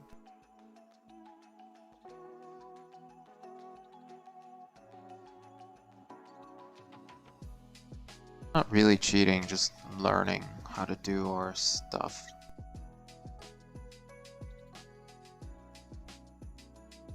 It's a shortcut. Let's see how we can break this shape up.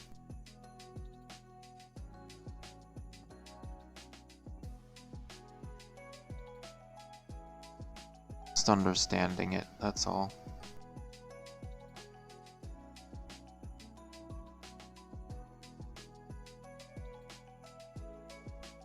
Then we'll do another trace to fine-tune the shapes.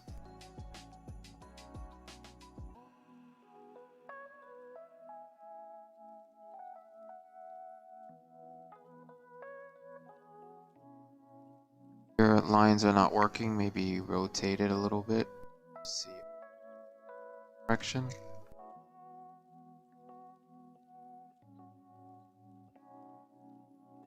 Good practice because we're gonna do this all the stuff later. Up or our prompts.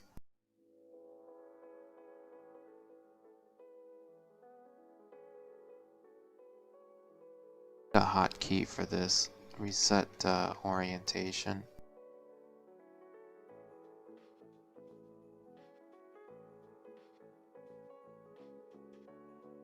And make this rougher than I'm sketching.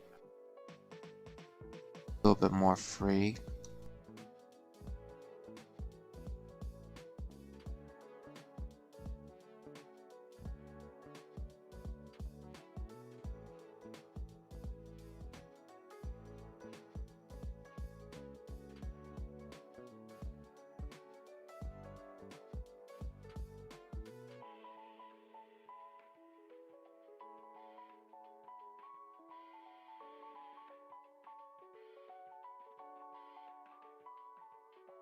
And we're gonna figure out how to make these shapes after.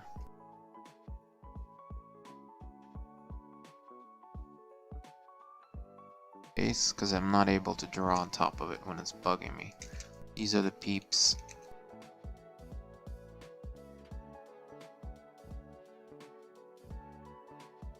I don't know how to draw people yet, so this is my hack to getting these now. And then we're gonna understand these shapes better.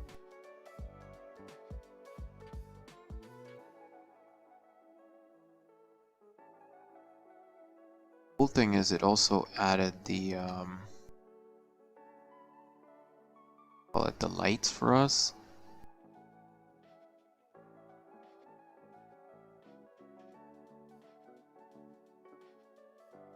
Brent said he does this sometimes. Like, if you don't know something, don't spend too much time trying to figure it out.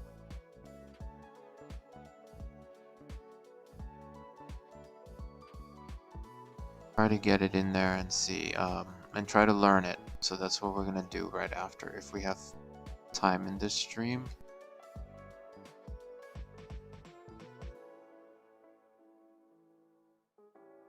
I am gonna learn anatomy though. That's my plan later. For now, this is all about rock formations for me. You guys are planning to learn for your stuff, but this is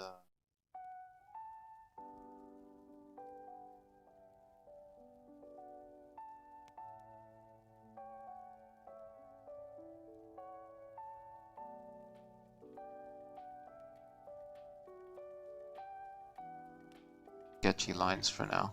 I'm not doing it for any perfection. Just we're gonna what do you call it? Find out how to draw this, how to break it down. Of spot is kind of difficult to see.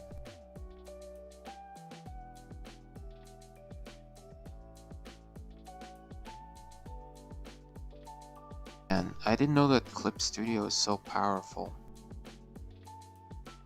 People are using this stuff.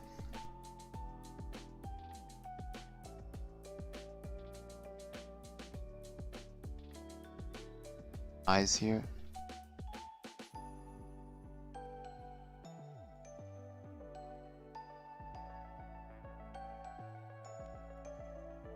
Draw the mouth, however.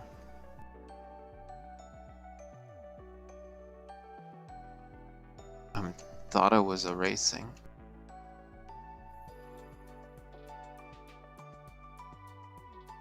Alright, that's good enough.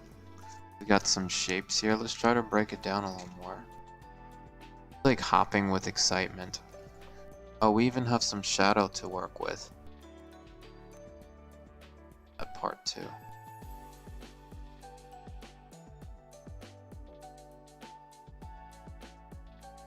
Lines, that's great.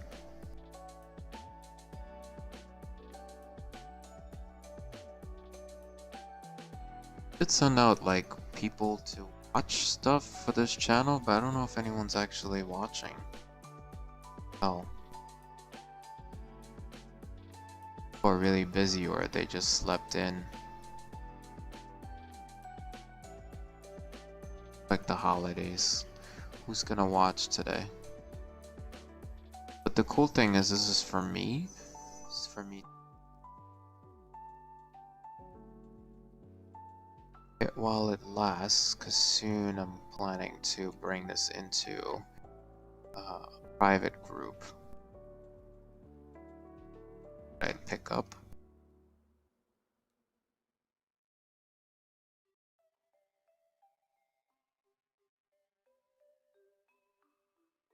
X. Focus on the essentials to learn.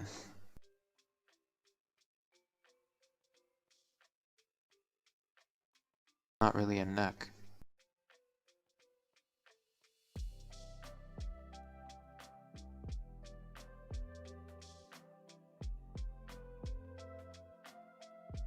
More of his chin area.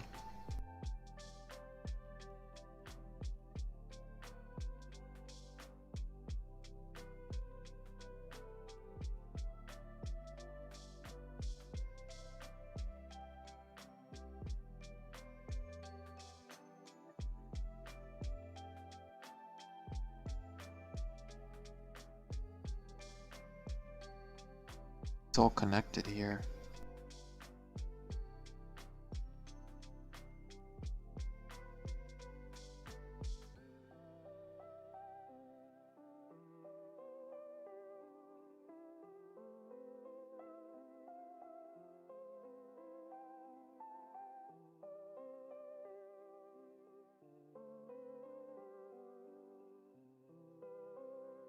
So these are the people just standing by looking at the shiprock. Awesome. Let's just take a quick break and see who's watching. I think my restream is not really showing what's happening here, right? Where's the dashboard? It says I got one viewer. That's probably me. It's a 4-hour session, guys. It's a pretty good session, I think. Check with my counterpart what time we're starting.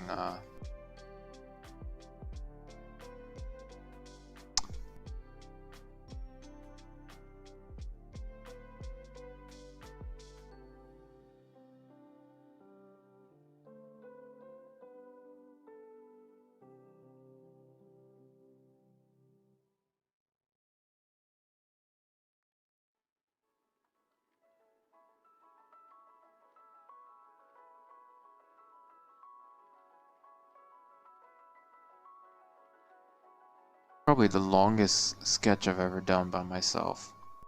For Invention, 4 hours. That's pretty cool. That's that. Let's jump to go back to what we were doing until we get a notice that we need to stop. So just like we did this thing, I want to I don't know how I want to draw these characters. They're kind of not as important to me, but they're just there for scale. So we'll be starting at 1. So I got 10 minutes. I think in 5 minutes we're gonna break. So I have these peeps. I can hide the line art that was converted for us, and we could just, you know, try to break these shapes up ourselves. So let's make a new layer here so we can understand.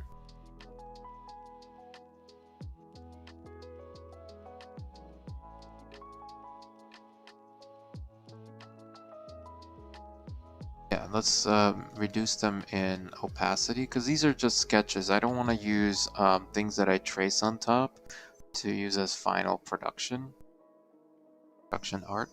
I want to understand how to make these shapes. But oh, one other thing I want to do. I want to bring these out as concepts because we used it. So let's hide the work for a sec. Let's also get our references out for a sec. I want to make a copy of this and put it up as a concept. Clip Studio loves to crash. I encourage you guys to break everything down into steps because it will help you show your progress.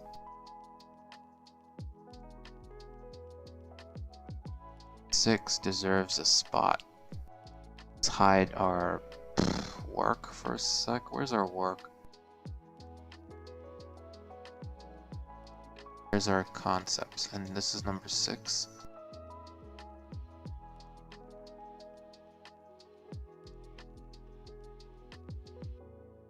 Oh, reference, right.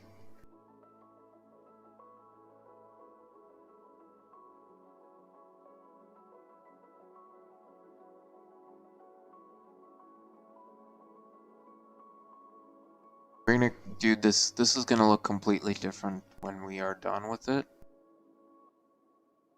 If we decide to do this, to continue with this one, I don't know. 6. Now let's keep working at it. Our sketch.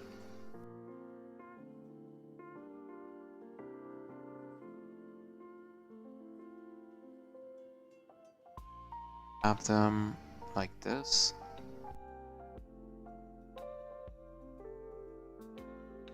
Bring down their opacity so I could just erase this and try to understand the shapes more. So I did a quick sketch. Let's do another sketch on top of these to do more of a confident line sketch, and then we can build on top of that, I think. Or let's break down the shapes first. Simplification, right? So let's see. We have a head here.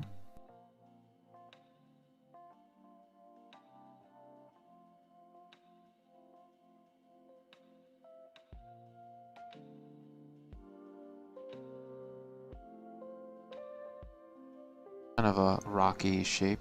And then for the shoulder stuff area here, torso as one whole thing. Shape. There's another part here that's connected. Also a blocky shape like this. Another shape here. These are so complicated. They have so many parts that you have to consider. So for the hand, I'm gonna do it like from the hand anatomy stuff that I remember doing. I'm gonna break this up into a knuckle, like into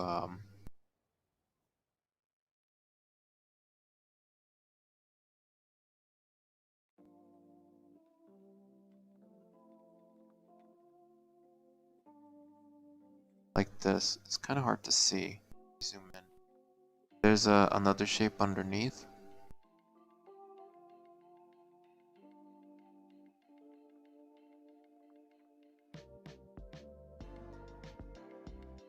But that's it.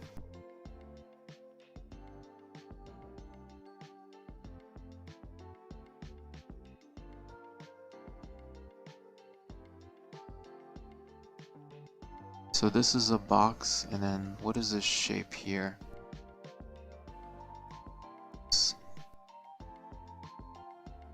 For pointing, another box. It's two boxes because it's slightly different. And it's pointing. So let's do the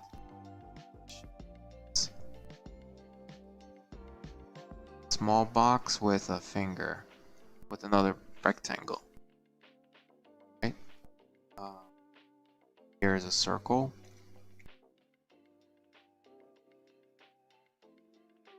The eye is a circle, right? Our freaking people are gonna look like robots, I'm telling you. For now. And then, like, you can go more into it to make it more fine-tuned. Have joints. So this is a joint.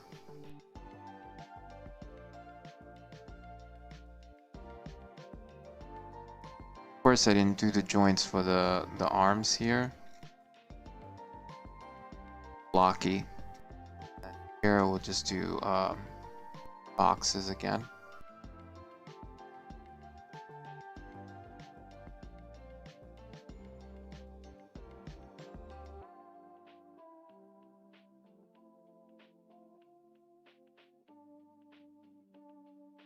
Kind of, because it's like a box here, and then a smaller box going inward to simplify this cone shape. Boxes. Same thing here. So do the first part bigger after that.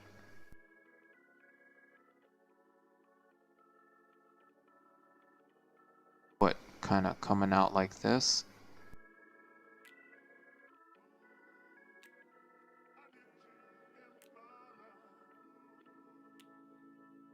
But this one's different. We're seeing a little bit more of the side. No, let's keep it simple. It's just more like this, because we see the side profile more.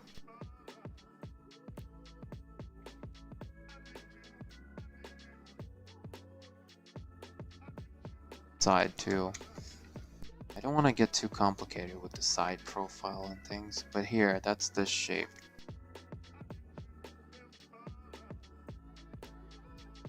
Shadow action here. Okay, so it's almost time. Yeah, let's do the shadow and it's time to go. What I remember from the top is just a square, flat. It's two pieces here, one here and then here for the shadow. Size. And then this is for the overall body shape. So let's box for this.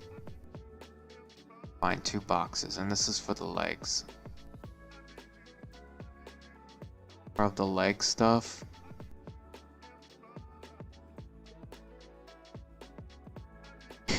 This is like, oh my god, who's gonna remember this? Okay, so box. And another box. Space. This is the shadow area here. Cool. Anyone in the... Split the chat in half. I didn't mean to do that.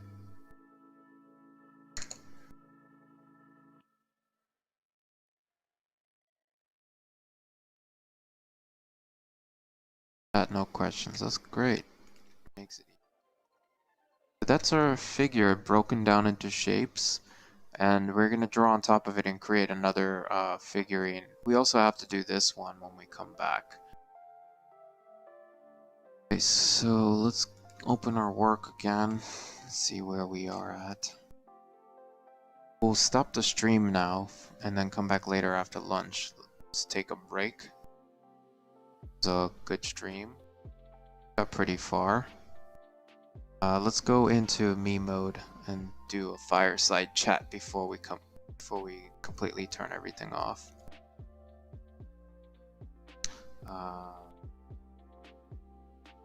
right, guys. We learned a lot, I think, for sure. If anything, I learned a lot. I never used the modeling tool before. That was cool. It was a nice treat. I'm excited to come back and maybe draw a little bit more of it and fill in some missing parts. So today's Friday. I'm thinking if I'm not gonna be doing anything else, I'm gonna keep streaming this stuff. Might come back later after lunch. I'm not sure what time exactly. Maybe 2 or 3, like that. And tomorrow, Saturday, I have a live stream at 6. No, at 4 for sure. It's gonna be with the Imaginative Illustrators of NYC. Probably similar prompts as today. Let me just share that with you guys. I'm gonna go to Imaginative Illustrators. Let's go on the artist break. If you guys want to join that, should RSVP now before it's too late. Those spaces fill up quick. I'm gonna RSVP to myself because I haven't done so. I think Brian is gonna be our host for that day.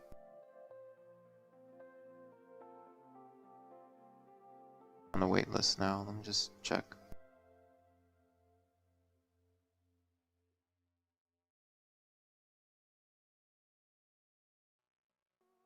Brian's not here. I'm on the wait list. I'll stay on the wait list till I move myself over. But I forgot to check with Michael if he told the other dude that he's coming. Double check with him now. Where's Michael?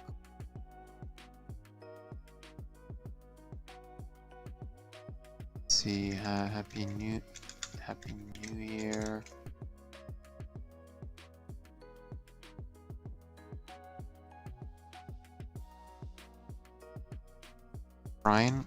Brian hosting for us on Saturday. Message is going out.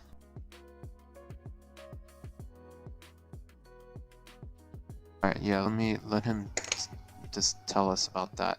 Alright, anyway, if you guys do check it out, that's the stream there. That's happening tomorrow at 4. I gotta go now. I'm gonna help with lunch and take a break, and I might come on later.